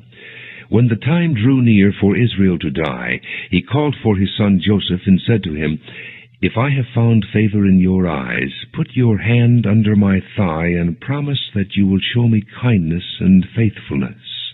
Do not bury me in Egypt, but when I rest with my fathers, carry me out of Egypt and bury me where they are buried." "I will do as you say," he said. "Swear to me," he said. Then Joseph swore to him, and Israel worshipped as he leaned on the top of his staff. Genesis chapter 48. Sometime later, Joseph was told, "Your father is ill." So he took his 2 sons Manasseh and Ephraim along with him. When Jacob was told, "Your son Joseph has come to you," Israel rallied his strength and sat up on the bed. Jacob said to Joseph, "God Almighty appeared to me at Luz in the land of Canaan, and there he blessed me, and said to me, I am going to make you fruitful and will increase your numbers.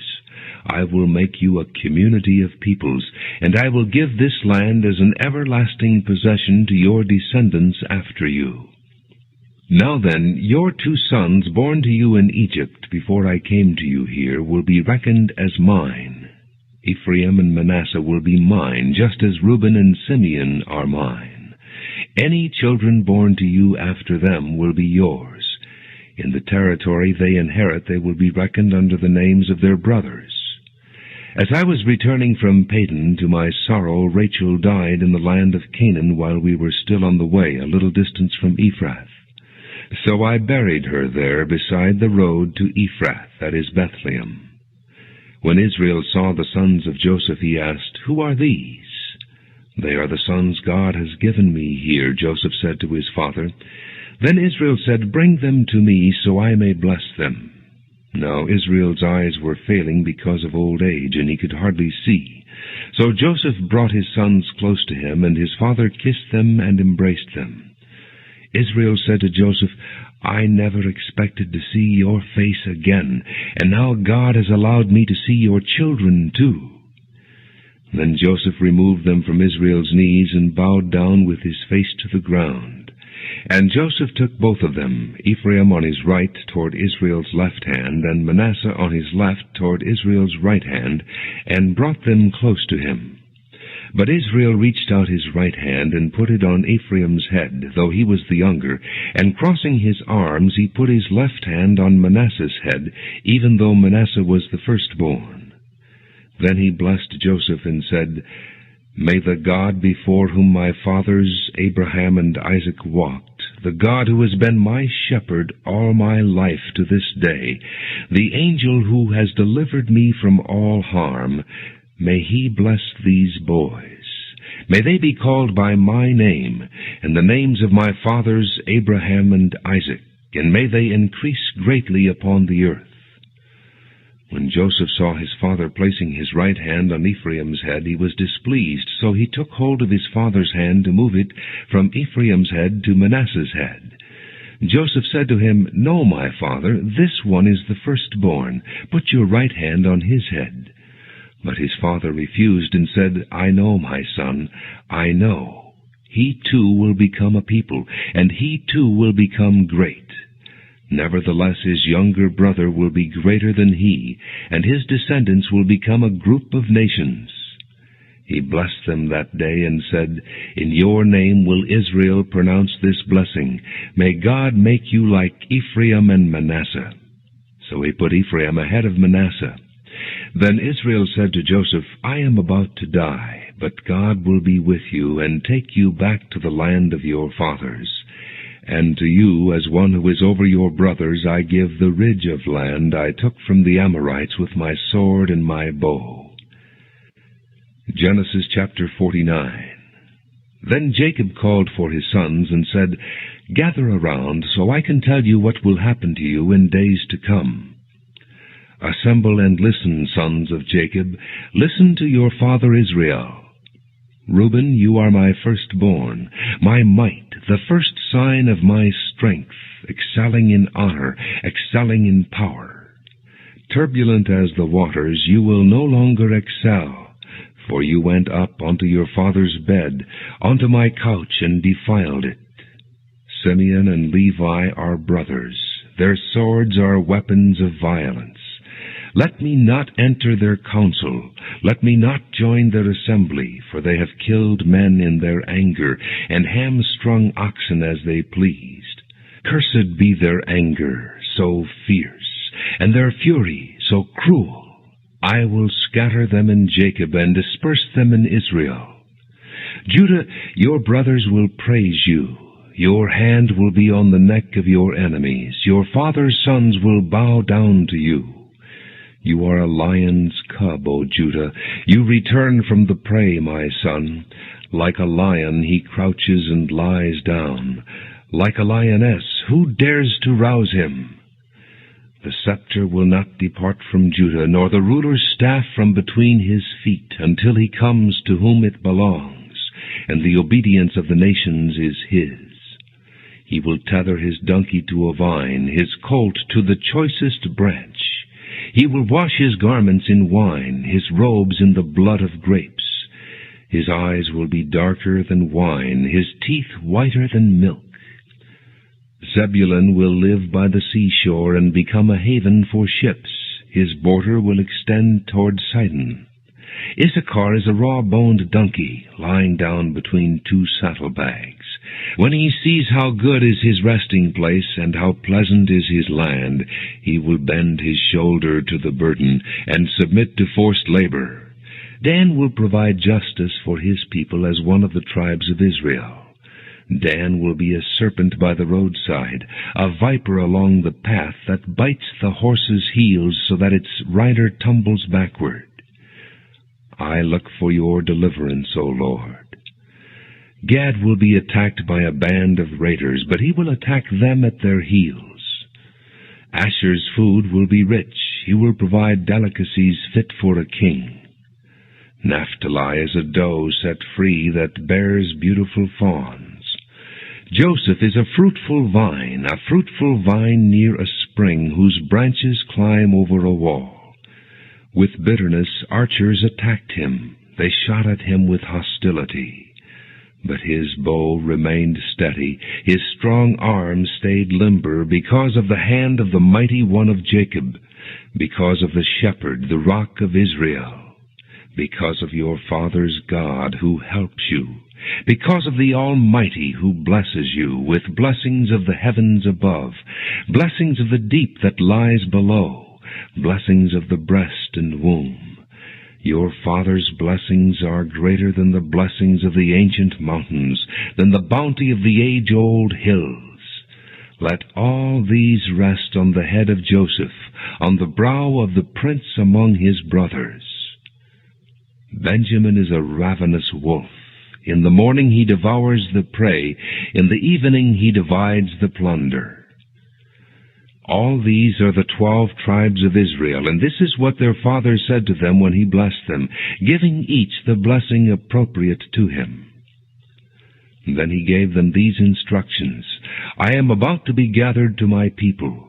Bury me with my fathers in the cave in the field of Ephron the Hittite, the cave in the field of Machpelah, near Mamre in Canaan, which Abraham bought as a burial place from Ephron the Hittite along with the field. There Abraham and his wife Sarah were buried. There Isaac and his wife Rebekah were buried. And there I buried Leah. The field and the cave in it were bought from the Hittites. When Jacob had finished giving instructions to his sons, he drew his feet up into the bed, breathed his last, and was gathered to his people. Genesis chapter 50. Joseph threw himself upon his father and wept over him and kissed him. Then Joseph directed the physicians in his service to embalm his father Israel. So the physicians embalmed him, taking a full 40 days, for that was the time required for embalming. And the Egyptians mourned for him 70 days. When the days of mourning had passed, Joseph said to Pharaoh's court, If I have found favor in your eyes, speak to Pharaoh for me. Tell him, My father made me swear an oath, and said, I am about to die. Bury me in the tomb I dug for myself in the land of Canaan. Now let me go up and bury my father, and then I will return. Pharaoh said, Go up and bury your father, as he made you swear to do. So Joseph went up to bury his father. All Pharaoh's officials accompanied him, the dignitaries of his court and all the dignitaries of Egypt, besides all the members of Joseph's household and his brothers and those belonging to his father's household. Only their children and their flocks and herds were left in Goshen. Chariots and horsemen also went up with him. It was a very large company. When they reached the threshing floor of Atad near the Jordan, they lamented loudly and bitterly, and there Joseph observed a 7-day period of mourning for his father. When the Canaanites who lived there saw the mourning at the threshing floor of Atad, they said, "The Egyptians are holding a solemn ceremony of mourning." And that is why that place near the Jordan is called Abel Mizraim. So Jacob's sons did as he had commanded them. They carried him to the land of Canaan and buried him in the cave in the field of Machpelah near Mamre, which Abraham had bought as a burial place from Ephron the Hittite, along with the field. After burying his father, Joseph returned to Egypt, together with his brothers and all the others who had gone with him to bury his father. When Joseph's brothers saw that their father was dead, they said, "What if Joseph holds a grudge against us and pays us back for all the wrongs we did to him?" So they sent word to Joseph, saying, "Your father left these instructions before he died. This is what you are to say to Joseph. I ask you to forgive your brothers the sins and the wrongs they committed in treating you so badly. Now please forgive the sins of the servants of the God of your father." When their message came to him, Joseph wept. His brothers then came and threw themselves down before him. "We are your slaves," they said. But Joseph said to them, "Don't be afraid. Am I in the place of God? You intended to harm me, but God intended it for good, to accomplish what is now being done, the saving of many lives. So then don't be afraid. I will provide for you and your children." And he reassured them and spoke kindly to them. Joseph stayed in Egypt along with all his father's family. He lived 110 years and saw the third generation of Ephraim's children. Also the children of Machir, son of Manasseh, were placed at birth on Joseph's knees. Then Joseph said to his brothers, "I am about to die, but God will surely come to your aid and take you up out of this land to the land he promised on oath to Abraham, Isaac, and Jacob." And Joseph made the sons of Israel swear an oath, and said, "God will surely come to your aid, and then you must carry my bones up from this place." So Joseph died at the age of 110, and after they embalmed him, he was placed in a coffin in Egypt.